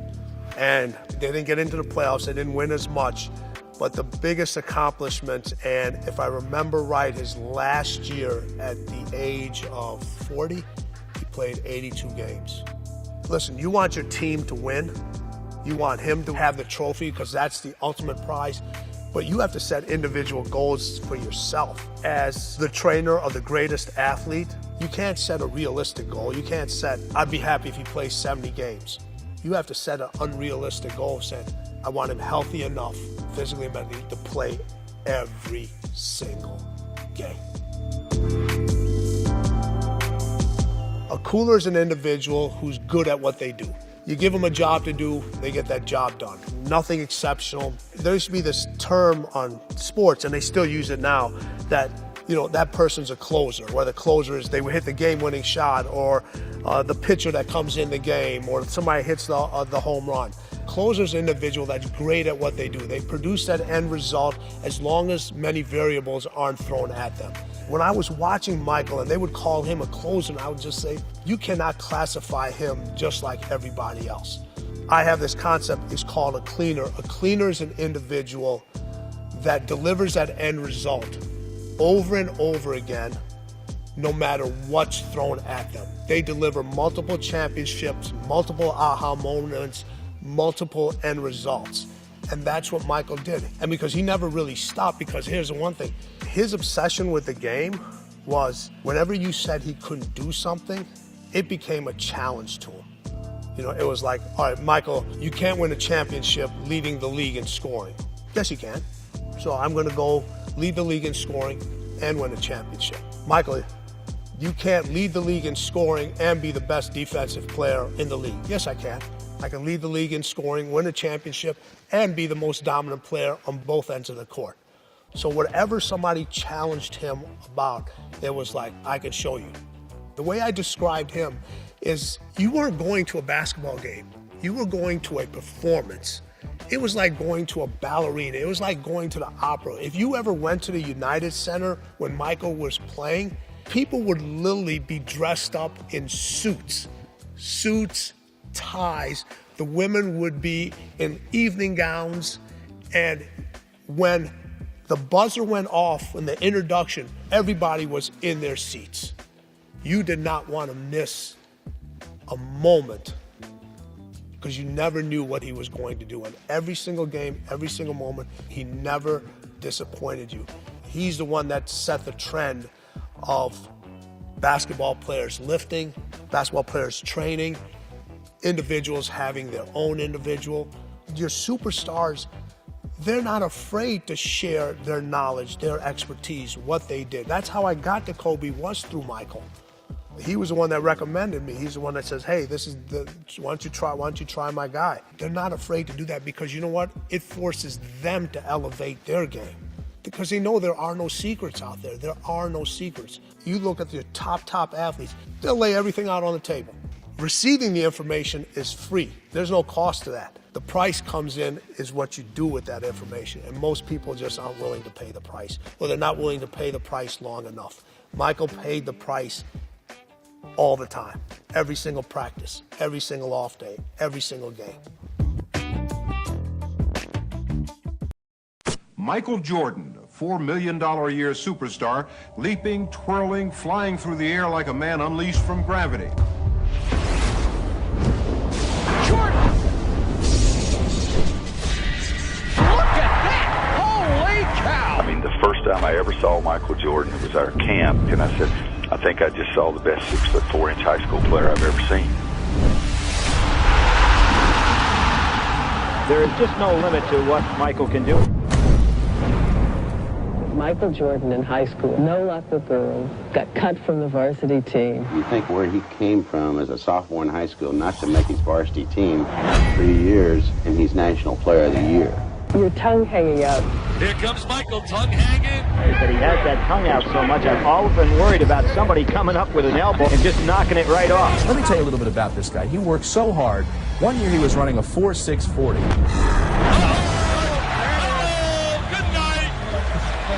From 1 year to the next, he knocked that down from a 4.640 to a 4.340. From Laney High School, Wilmington, North Carolina, a superstar. You see the time remaining, 32 seconds to win the championship. The biggest shot in North Carolina history for a first-year guy to come up. Arizona, the United States Olympic team against the NBA All-Stars. If I were going to pick the best athletes I've ever seen play basketball, I think he's the best athlete I've ever seen play basketball, bar none. There you saw Michael Jordan's tremendous skills as he went past Magic Johnson. The uncanny ability to be able to create shots and hang in the air. There's just nobody like him. Damn, man, only Doc has ever did that. It's no secret or surprise of how great he was. In my opinion, Michael Jordan has the opportunity to become one of the all-time great basketball players. Did not lose a game, either against the NBA players in their exhibition series. We're getting some real competition in this ball. Flying through the air with your tongue out in front of the baddest motherfucking basketball players in the world. Michael Jordan, what a play! Harvard made a nice play. Kicking shit on a level that they've never seen before. The U.S. has its ninth gold medal. As captain of the U.S. Olympic basketball team last summer, he brought in the gold. Jordan says he owes everything to his parents. He gave his gold medal to his mother. Welcome to the 1984 NBA College Draft. During the 1984 NBA Draft, the Blazers passed up on Michael Jordan to take center Sam Bowie second overall. Selects Sam Bowie, University of Kentucky. The Chicago Bulls pick Michael Jordan of the University of North Carolina. We started practicing our first day in preseason, and I got a call after practice from an assistant coach and said, "You didn't mess this draft up." And now the noise factor begins to really increase. Here is the man. They call him Mr. Jordan in Chicago. The standing ovation. The first time he stepped on a professional floor, all you had to do was look to see. There was an artist at work.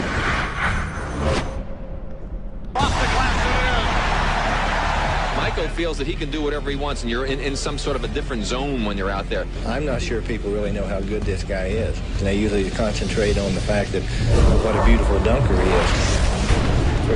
If he didn't dunk a basketball, he would be as great as anyone that ever played this game. Can't get at the ball. Jordan to the hoop. King in the air, score!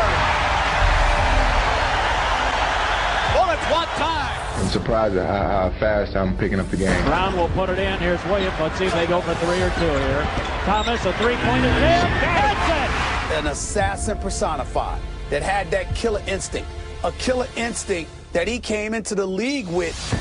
He has the ability to take control of a game, to make the big shot. Jordan kicks it to Watley. Down to 12 seconds. You see the clock now has been inserted in your screen.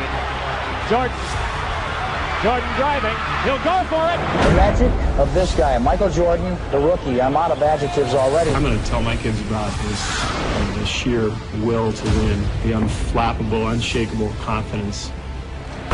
Yeah, he got it! He got it! He got it! Here comes Indiana. Vern Fleming, 2 seconds, 1 second. He didn't get it off in time. The Bulls have won the ball game. The Bulls have won the ball game. Michael Jordan, you talk about pressure. Since he arrived, the stadium, which used to be 2/3 empty, has been sold out every game. You can just substitute Knicks right there. It could be Jordan Laws, Lakers, Jordan Laws, Celtics, and everything else. Everywhere you go, you're getting this kind of thing. Last night, your first appearance at the Garden. Michael Jordan puts on a show.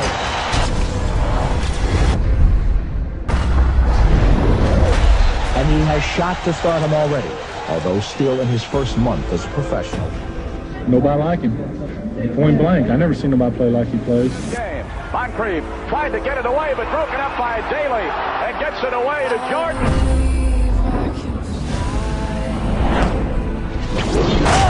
No time for Mr. Jordan. He was the first to wear the number 23. And young Madonna in the crowd. You know, he had the it factor. There was a James Dean, a Lone Ranger quality to Michael Jordan. Can he fly or what?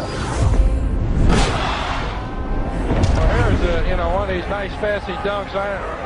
Most players really don't have to worry about doing it. Up on the board. You're trying to go one-on-one. He lost the ball. It's stolen away. Laid out for Jordan. Michael Jeffrey Jordan is the greatest basketball player that I've seen. Kaboom! And that's what they came to see, didn't they? He made me want to be an NBA basketball player. Still tie it. There's Jordan.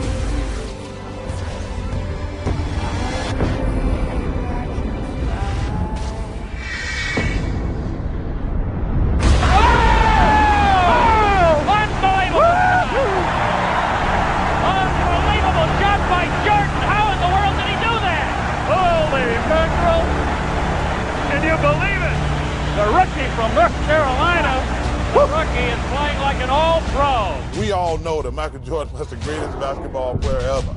Nobody that I've seen had the type of mental toughness that Michael Jordan had. Jumper under heavy pressure. 35 seconds left.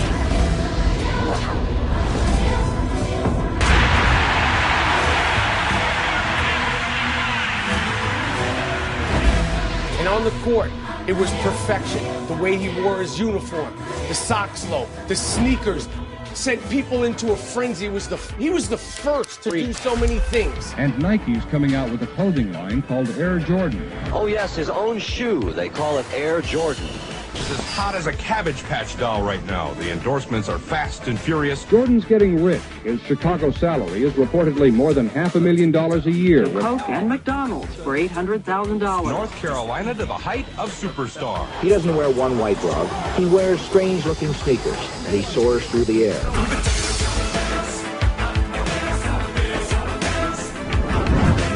Up there, Jordan goes in for a shot.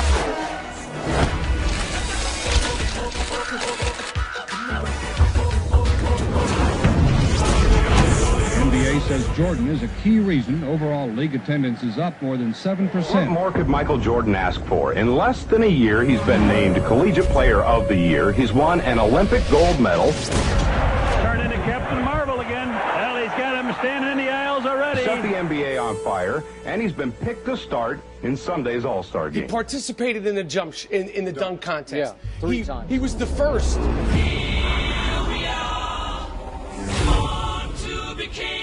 All right, here's Michael Jordan of the Chicago Bulls. One of the hot candidates for Rookie of the Year honors as he slams it home.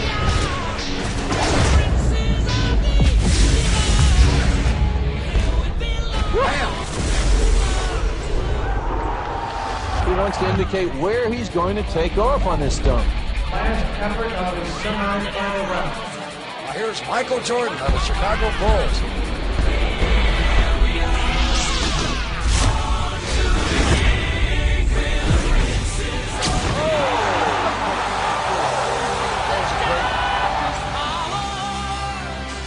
You can fly, can't you? Well, look, I said to so many people that we're fortunate in our lifetime to have seen a Michael Jordan. Here's Jordan down the middle, all the way! Rather than be born 30 years from now and only hear about the legacy. Look at this crowd!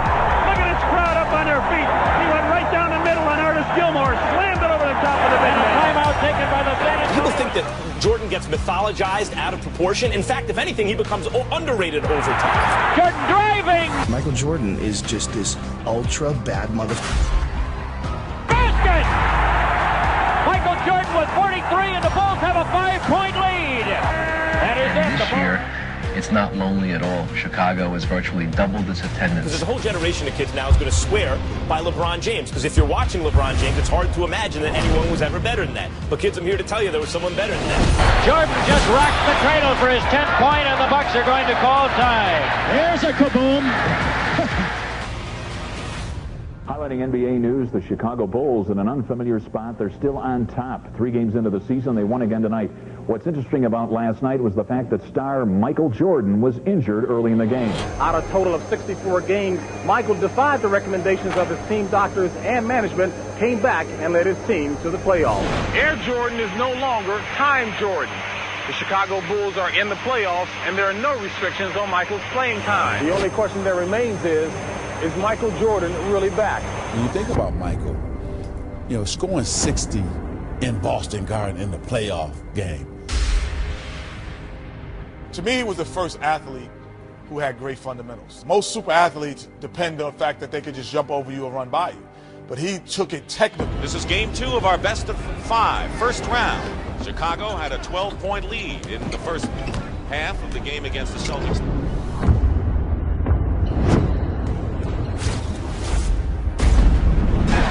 It's the jumper, but Bird played pretty well defensively against Jordan there. Michael Jordan has 8 points and is the game high scorer. Going baseline.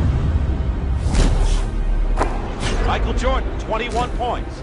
I mean, against the Celtics, and at that time, who had one of the best teams ever. 1 second on the clock. So now we'll see how Chicago responds to that knockdown punch. Jordan trying to use his quickness, and it works. Michael Jordan with 44 now in the ball game. Jordan. the Celtic lead to 2. Larry Bird said God in shorts waxed us when Michael Jordan dropped 63. And a foul, late sweep. A foul against Kevin McHale has been called by Middleton with no time showing on the clock. He can tie it up here and send the game in overtime. No time remaining. And this is pressure.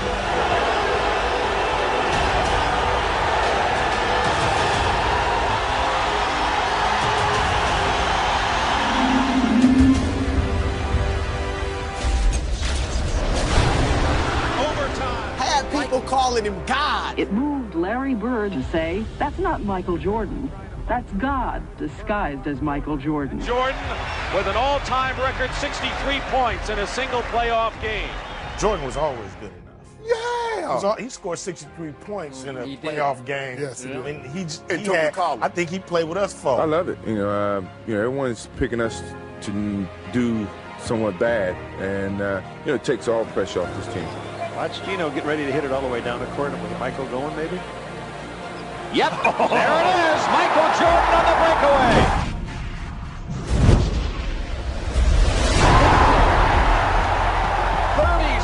For Jordan, it's a and when they started trying to crown him early on, he didn't believe in that. He felt I didn't belong, and I felt like I had to prove myself. Just like when I was at North Carolina, I had to prove myself. With the drive.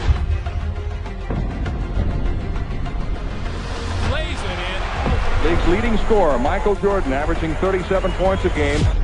Boom, perfect timing. This guy's the best defensive player in the league. He's the best offensive player, and he's the best competitor. By Jordan, the ball loose. Theus gets it. Theus on the dribble, off to the right, takes it in, and Jordan steals the ball. 9 times first team all defensive NBA. Here's Michael Jordan on the drive. In on Joe Klein, all the way.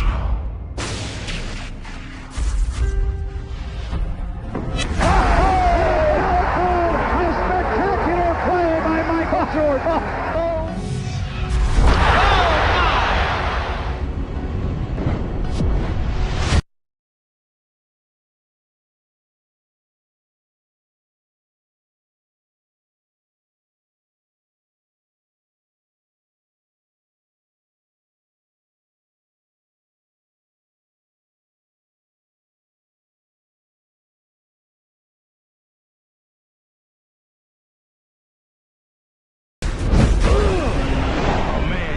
Just got posterized. Slam dunk championship, Michael Jordan, Dominique Wilkins.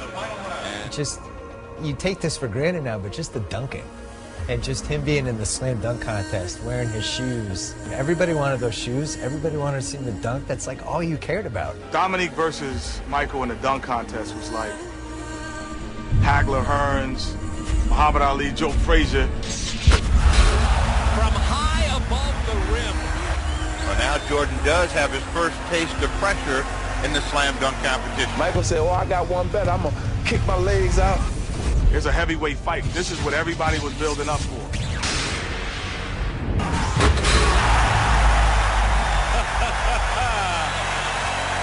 I'm predicting a 50 on that. Be hard not to give him 50 on that one, Steve. That was impressive. They both got 50s on their first dunks.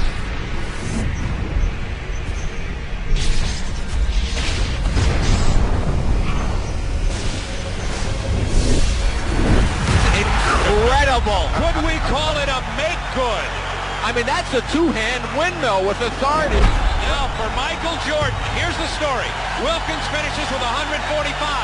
Michael Jordan needs a 48 to tie, a 49 to win. And Michael is backing all the way to the middle of the back. Michael, he understands the moment. He walked down, he took his time. 48 ties, a 49 wins.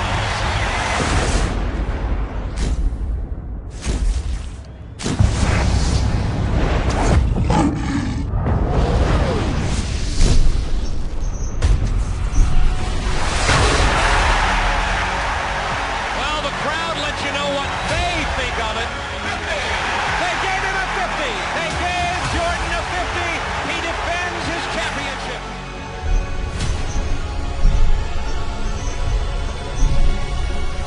My lifetime, a moment or history I look at what we call the shot. We have had three-point drama here in the final minutes of the game. An irregular timeout. Pippen brings it across, defended by Harper. 11 seconds to go. In the middle of the floor. Jordan has it. Jordan puts up a jumper and hits with 6 seconds to go. This tells it all. Cleveland has the ball. The greatest clutch performer in playoffs history has to be Michael Jordan. Gets the ball back, drives to the hoop, lays it in with 3 seconds to go. What I've always said about Michael is he never feared the consequences of missing. Here's our story here at Richfield Coliseum. One of these teams will advance to the Eastern Conference semifinals against the New York Knicks. And I'll tell you an interesting story about the greatness of Michael Jordan. Doug Collins began to say he wanted to pass the ball to Dave Corzine, and that's when Jordan slammed his fist on the clipboard and said, "Give me the effing ball." As the Bulls break the huddle, Jordan whispers to his teammate Craig Hodges, "I'm going to make it." The Bulls have 3 seconds to try a shot. Zellers has Jordan. Jordan.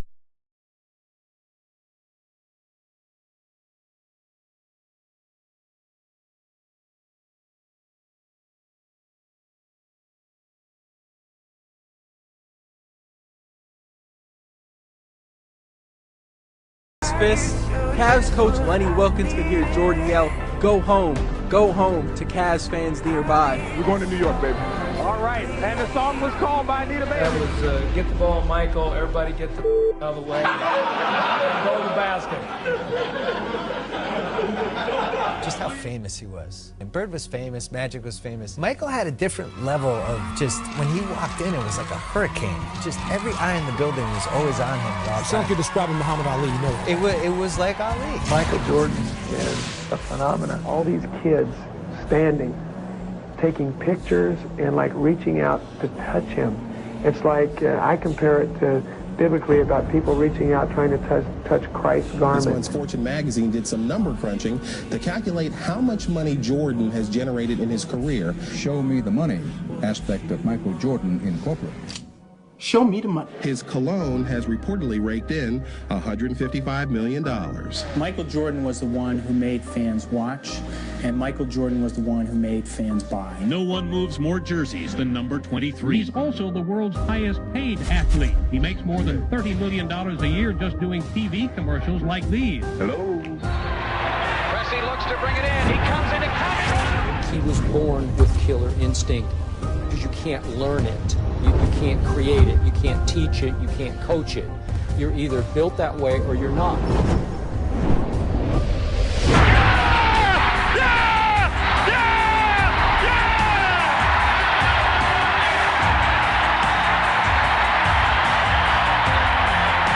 game's over.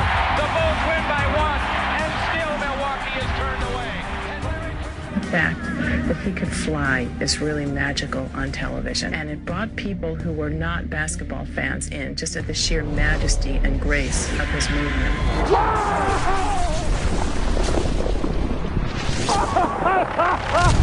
Oh, yes, yes, yes.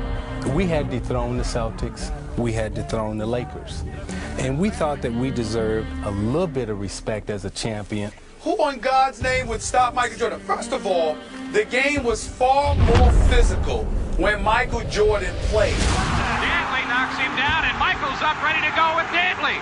What the heck is going on? You saw him in the gym. He came back a little stronger. Shoulders were looking bigger. In their time? Right. There's no hand checking now. You touch them now, it's a foul. You really had to rip somebody's head off and throw it in the stands for you to get a flagrant foul. They just don't want to see that in our basketball game. He never complained. Rick Mahorn and those guys, Kevin McHale and those guys, beat him to a pulp. And he still averaged 30. 360, tongue moving. The Pistons with the indication that it is all The over. decision was made just to walk off. If you had it do over again, would you shake hands with the Bulls? Absolutely. The Detroit Pistons heading back to the locker room. Their season has concluded while the Chicago Bulls advance to the NBA championship round. Compliments him, but not a perfect team. He carries this team. Rarely do players carry teams to wins, much less championships. You're not going to avoid the magic Michael thing. And we got out on him about 12-2, and I said, I'm gonna really rattle his chain. So I went over there, tapped him on the shoulder, and said, hey man, if you don't turn into Air Jordan, we're gonna blow you out today. Jimmy, his eyes got big.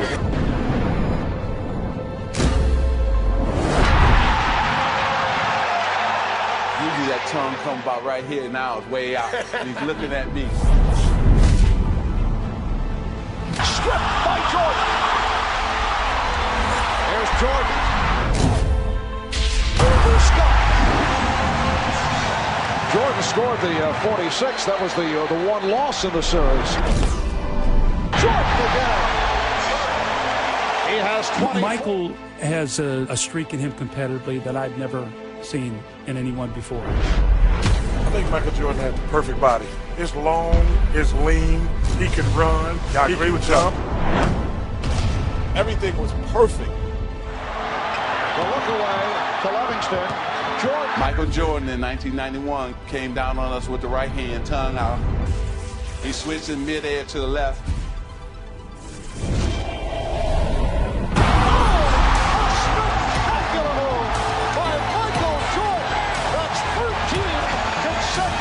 And I was just stunned, and all of us were stunned to see him hang in the air that night. And the Chicago Bulls have won their first ever NBA championship. Incredible. There'll never be. The moral is you should not talk trash to Michael Jordan. Yeah.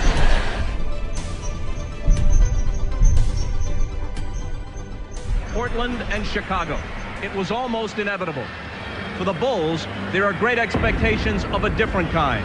This team has its championship. Now it seeks its place in history. All right, Mike, this is a series that features two of the NBA's premier players, Michael Jordan and Clyde Drexler. Two superstars, the Jordan-Drexler matchup. Michael never played with a player that would get double teamed. So you had to carry that offensive load for not just a season, an entire career, and then on the other end be first team all defensive play. There's no one going to ever be like that, these super teams. Nobody will ever have that burden put on them.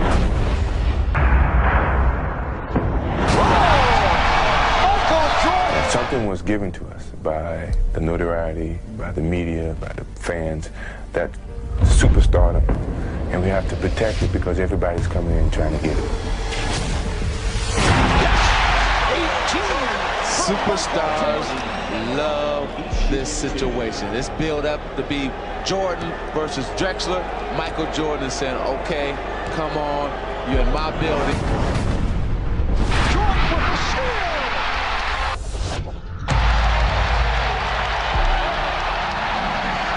In commenting about the comparisons with Clyde Drexler, someone said, how about three-point shooting? Jordan made the point, well, I have not chosen to shoot three-point shots. As if to say, well, if I wanted to go that route.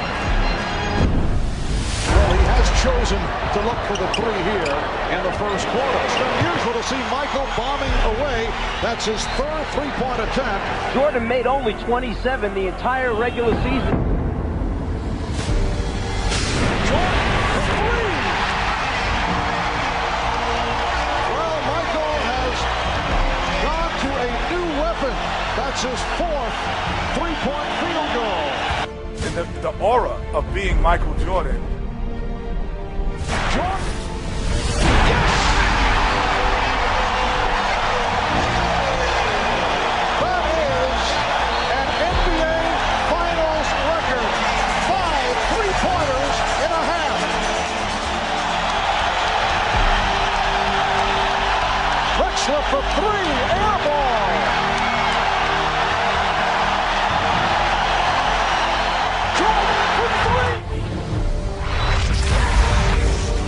Greatest competitor, the scariest competitor I've ever watched in any sport. You see that look? Michael indicating he can't believe it. The Chicago Bulls have won the NBA championship for the second straight season. considering the relative youth of their nucleus, they could be in position to extend towards a dynasty. He is not of this world. And there was an otherworldly aspect to Michael Jordan that he did things that nobody else could do. For more than half a century, the U.S. was so dominant in basketball that its collegiate players were all that was needed to win the gold. And here's the thrusting for the USSR. They win it 82-76. Those other countries were using pros, playing against 18, 19-year-old kids. That is really unfair. Loss after loss for U.S. basketball at these tournaments. And what was once a golden tradition has paled into something less brilliant. Just moments ago, the Dream Team boarded the bus outside their hotel along the Ramblas. I kept thinking that the attention would dissipate. They're going to play the first game. They're going to win by 60. There's nothing like that ever. And even in that, with all these guys being tremendous competitors, I have to say Michael was probably the most competitive in that whole group. A 6'6" guard, Michael Jordan. The guy on the bench is taking pictures. What may well be the best basketball team ever assembled. Curtinitis, but Mullin reads him so well, and watch out. So suddenly the lead stretches to 15. Oh! Prior to the U.S. beating these teams by 60 points, they pose at midcourt. It's a watershed moment in the history of sports, not just the Olympics, not just basketball.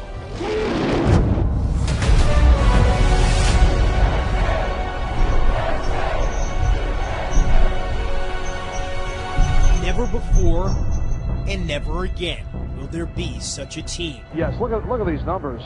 31 straight points at one stretch, 46-1 run by the United States. It gave birth to international stars who had nothing to do with those games in '92, but who took so much from it.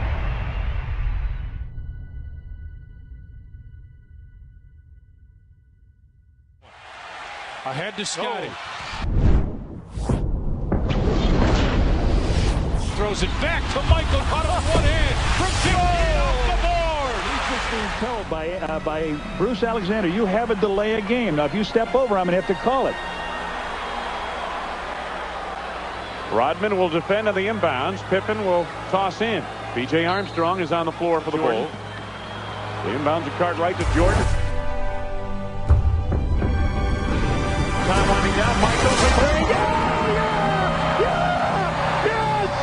Yes! A winner! Unbelievable!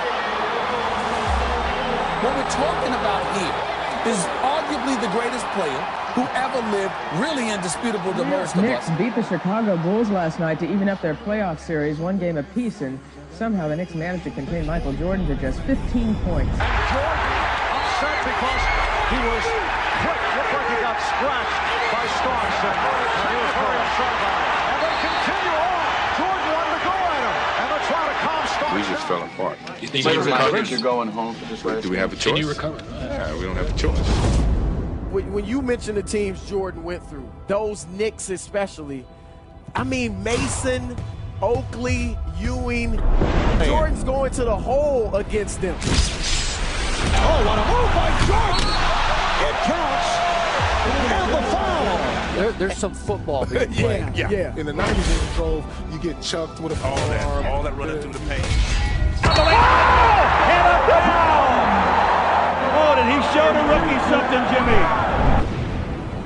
Michael Jordan finding it home. He duplicated what he did on the offensive end on the defensive end.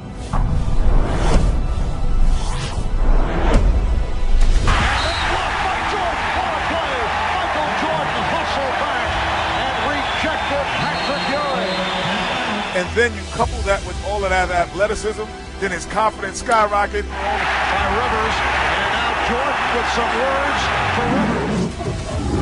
He talks a lot of trash, and he had everything came together. Sat out Thursday night with a bad throw. Here's Jordan. Jordan with the steal. And then it's stolen by Starks. McDaniel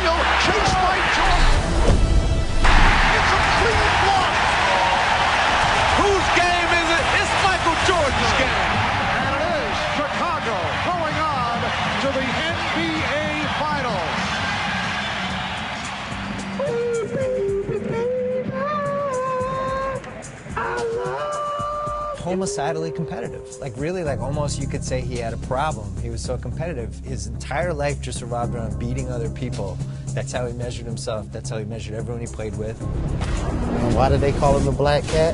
Because he was smooth.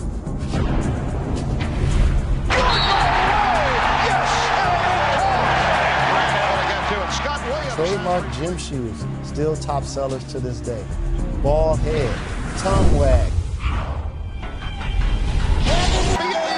I think we've gone through a lot. Me personally, I've gone through a lot of ups and downs, but to cap it off this way means a lot to me, believe me. I hate to make you look ahead, but you've talked about retirement in a year or two. Could you step aside if the streak is still intact? No, my love is strong for this game right now. That's how I'm looking at it, and I'm going to be here as long as my love is strong. Last night, we began the show with the disappearance of Michael Jordan's father. Tonight, the worst fears have come true. James Jordan was found dead, victim of an apparent murder. What is still unclear and will be for some time is what effect this tragedy will have on Michael Jordan and his future with the Chicago Bulls. In a matter of moments, Michael Jordan is expected to officially announce his retirement. A very bittersweet day. There's a certain sadness because the greatest athlete to ever play a team sport is leaving the game. I can only imagine what it was like seeing Babe Ruth, because I think this man, I used to say, was the Babe Ruth of basketball. I've now come to believe that Babe Ruth was the Michael Jordan of baseball. When Michael Jordan first retired from the Chicago Bulls in October of 1993, following his father's murder, the sports world was shocked. 4 months later, Jordan dropped another bombshell. He decided to pursue a career in baseball. And then he goes to play baseball? Everyone's like, wait, he's gonna play baseball? So many Hall of Famers like, this is my chance to get a chip. Jordan, if he had retired, wouldn't he have gone to 8 straight NBA Finals? One could argue that. Yeah, of course. We all believe that. 35 seconds away from the Knicks dethroning the Chicago Bulls. To the 1994 NBA World Champion. The NBA tried to plan for his retirement, tried to promote other players, like the Lakers' Shaquille O'Neal. But the shoe company Reebok recently canceled Shaq's shoe contract. What is the NBA without Michael Jordan? I think the NBA without Michael Jordan is in deep trouble. Just being given an opportunity is something that I can feel very privileged about. I mean, the White Sox gave me an opportunity just to go out there and see what type of skills I have. And would you like to see him come back? Yes, I would. I think that he would be a good addition to this game. Michael Jordan announced today he's coming back to basketball. Jordan returns to the NBA on NBC at noon Eastern. Yes, that was 636 days ago, so 21 months after his last appearance in an NBA game. Only 5 months after his number 23 was raised to the rafters in Chicago, Michael Jordan has returned, and he's wearing number 45. A lot of special moments in NBA basketball. Usually the opening game of the season, the playoffs, 7th game of the series, the finals. I don't know about you, but I got the goosebumps for this one. This is very special. The moment is nearly at hand. Michael Jordan's return to the NBA. And there it is, Michael Jordan. Whereas Jordan is the undisputed GOAT. Like there's, really no debate. Make a wish. Count to 3.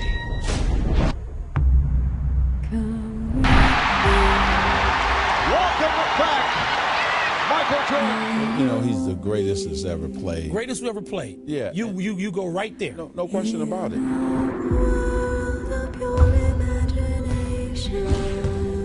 Jordan for the win.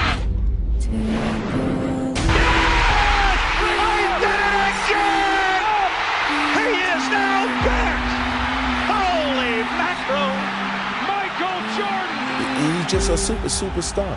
Like you said, Bill, he was a celebrity. He wasn't a basketball player. He was a celebrity. And I'll tell you, as a kid growing up, in high school, I can't even describe what that was like at the time. We put it on prime time, but Michael brought it to a whole nother level and took it international. It's the magical, mystical Jordan Road Tour, 1995. The Bulls are 2-2 since his return, and one of the most asked questions in America, most often asked, is how is Michael doing? How is his return? Jordan wanted to go at him, and the Toronto starts down. However, Starks told me moments ago the Knicks still plan to have him go one-on-one, no double teaming. He wasn't intimidated before, and he's not now, and he says he's eager for the challenge. Moments away from tip-off, there is John Starks. He's been a little bit of a slump lately offensively, but he does play Michael Jordan very well. Viewing early in the game, Kukoc on the run. Ezekiel 25:17. The path of the righteous man is beset. Look out! Starts out on fire. Michael is 4 of 5. For he is truly his brother's keeper and the finder of lost children. What else? It's 20 first quarter points for Michael Jordan. Look, I know what it must seem like to a younger generation. Guys, it's ridiculous. No matter what LeBron does, if he's not perfect, then he's not Jordan. Yeah, Jordan set a standard of near perfection. And I will strike down upon thee with great vengeance and furious anger. And did you ask, is he back? Those who attempt to poison and destroy my brother. 55 points. There were times where you could make a legitimate argument that collectively a team may have been better than the Chicago Bulls, but they didn't have MJ. And you will know my name is the Lord when I lay my vengeance upon you. Michael finds the open man. Whittington with a jam. 3.1 remaining. To take the game 20 years into the future where he has no fucking peer. There was no arguments about who the best guy in the league was. The Chicago Bulls were an unstoppable force during the 1995-96 campaign. That 95-96 Bulls team is the greatest professional sports team I have ever seen in any league at any time. In Michael Jordan's first full season back, after giving baseball a try, the Bulls won an NBA record 72 games in the regular season. When they terrorized the playoffs.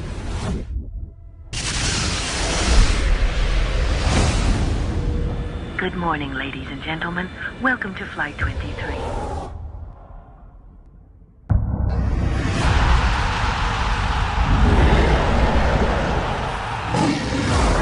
It was a wrap for everyone in the league. Didn't matter who you weren't getting anything when Jordan was around. Jordan just looked over at Spike Lee and waved bye-bye. This one ends appropriately enough in front of New York's most celebrated fan, Spike Lee. And through most of the country, really, is that these NBA Finals loom not so much as a competition as a coronation. You know, with 72 wins, you know, all the consecutive winnings, games that we've won, but by no means do we want to do all that and then be the team that lose to the Seattle Supersonics in the finals. And Marv, he has come all the way back to best player and MVP status. And then he played a 63-win Sonics team and beat them in 6 games. No one ever took him 7 games in the finals. The Bulls were able to complete the dream season and win the franchise's 4th NBA title after defeating the Sonics in Game 6. Michael Jordan, once again named Finals MVP, his 4th MVP trophy in his many tries. Watch this, I'm gonna fly through the air. How about that? So he just puts it in one hand and takes it down the lane. Career high, 67 points, and you folks were here to see it. He was the first guy that would literally fly through the f***ing air, slamming in dunks, where you would see it on the highlight reels on like ESPN, you would see it on the news, and people would just be standing there shaking their head. Maybe it was an innocent question from Michael Jordan. Is it Byron or Brian Russell? But it drew Russell's fire. Brian responding, is it Michael or Michelle? Now, on the one hand, you got to give Brian props for not backing down, but on the other, yo, B, that's Mike. We're down to 5. Jordan putting moves on Russell. We're down to 2. Now to 1. Hasta la vista, baby. It is all over. The Chicago Bulls have won at the buzzer. There is a big story going around this building right now. Michael Jordan is sick and missed the shoot-around. He'd walk in the arena suited and booted when you didn't have to come in suited and booted. 3-piece suits, tie, knotted up, showed you how to be a professional. He is suffering from flu-like symptoms. Made his way onto the court just moments ago, and as you see right here, looking a bit shaky. 18,100 fans in attendance, and the 600 million watching around the world. Ladies and gentlemen, let's get ready to rumble! Yes. Not bad for a guy playing with flu symptoms. And the Jazz not able to get to their offensive glass. Ostertag was great. Karl Malone's got the 3 fouls. I mean, it was the man could hardly walk. He could hardly breathe, and he elevated himself. Jordan to the cutting Longley. If you give up, then they give up. You know, so I didn't want to give up. You know, no matter how sick I was, or how tired I was, or how, low on energy I was. He's tied the game. Like the things that he does over and over again is like Michelangelo repainting the Sistine Chapel over and over again. Near exhaustion, ready to fall over. He's got his team tied now. When they called a timeout, how he came out of the ball game and plopped on the seat, and that's what he did. He just plopped down. He won't even take the Gatorade. He doesn't want to waste any energy. No high fives, no lifting water to his mouth. He is exhausted. A heroic performance by Michael Jordan. I mean, as long as he plays the game, he's gonna amaze us no matter what. Yes! They lead it! 38 points for the King! Leaning on Scotty as they walked off the floor. I'm not sure he had full mobility. Looks like he's a boxer just hanging on along the road. Performance by the flu-ridden Michael Jordan. A performance that I think will go down as one of the greatest of his career because of the situation. It is all over. The Bulls have won the title by defeating the Jazz 90-86. It is Bedlam here at the United Center. Max, from a physicality standpoint, he was actually an underdog from the position of getting beat up. Jordan ruled. Michael Jordan with the takeoff and the crush. The one time we played the Bulls, we get off the bus before the game. Jordan parks inside his Ferrari. We're getting off the bus, and he's smoking a cigar. Before the game? Before the game. Yeah. And he's like, who's going to check me? Michael shakes the finger, but he finally got his dunk on Mount Matumbo. Rebound Cartwright, off to Jordan. Michael Jordan, power jam in Barkley's face. I can't stop this feeling deep inside of me. Jordan, tongue out.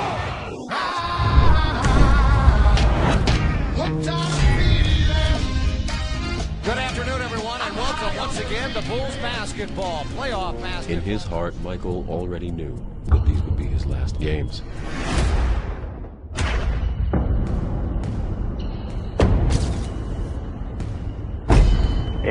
And he just got better and better. I mean, he was, I've never seen a guy that I thought was as good as anybody I'd ever seen. 5 years later, he was 10 times better, and 5 years later, he was 10 times better.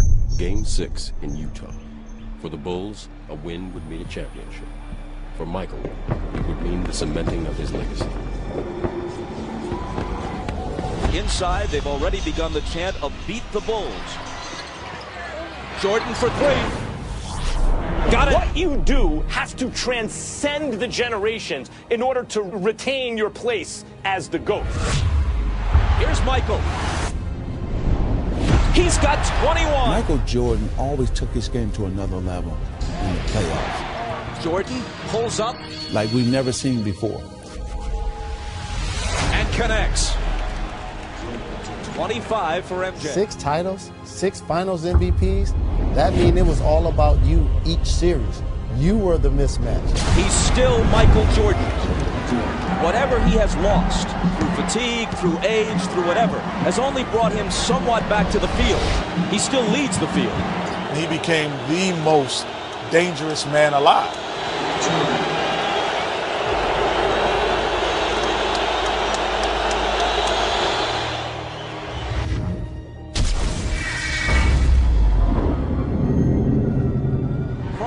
Stockton, a three. It's there!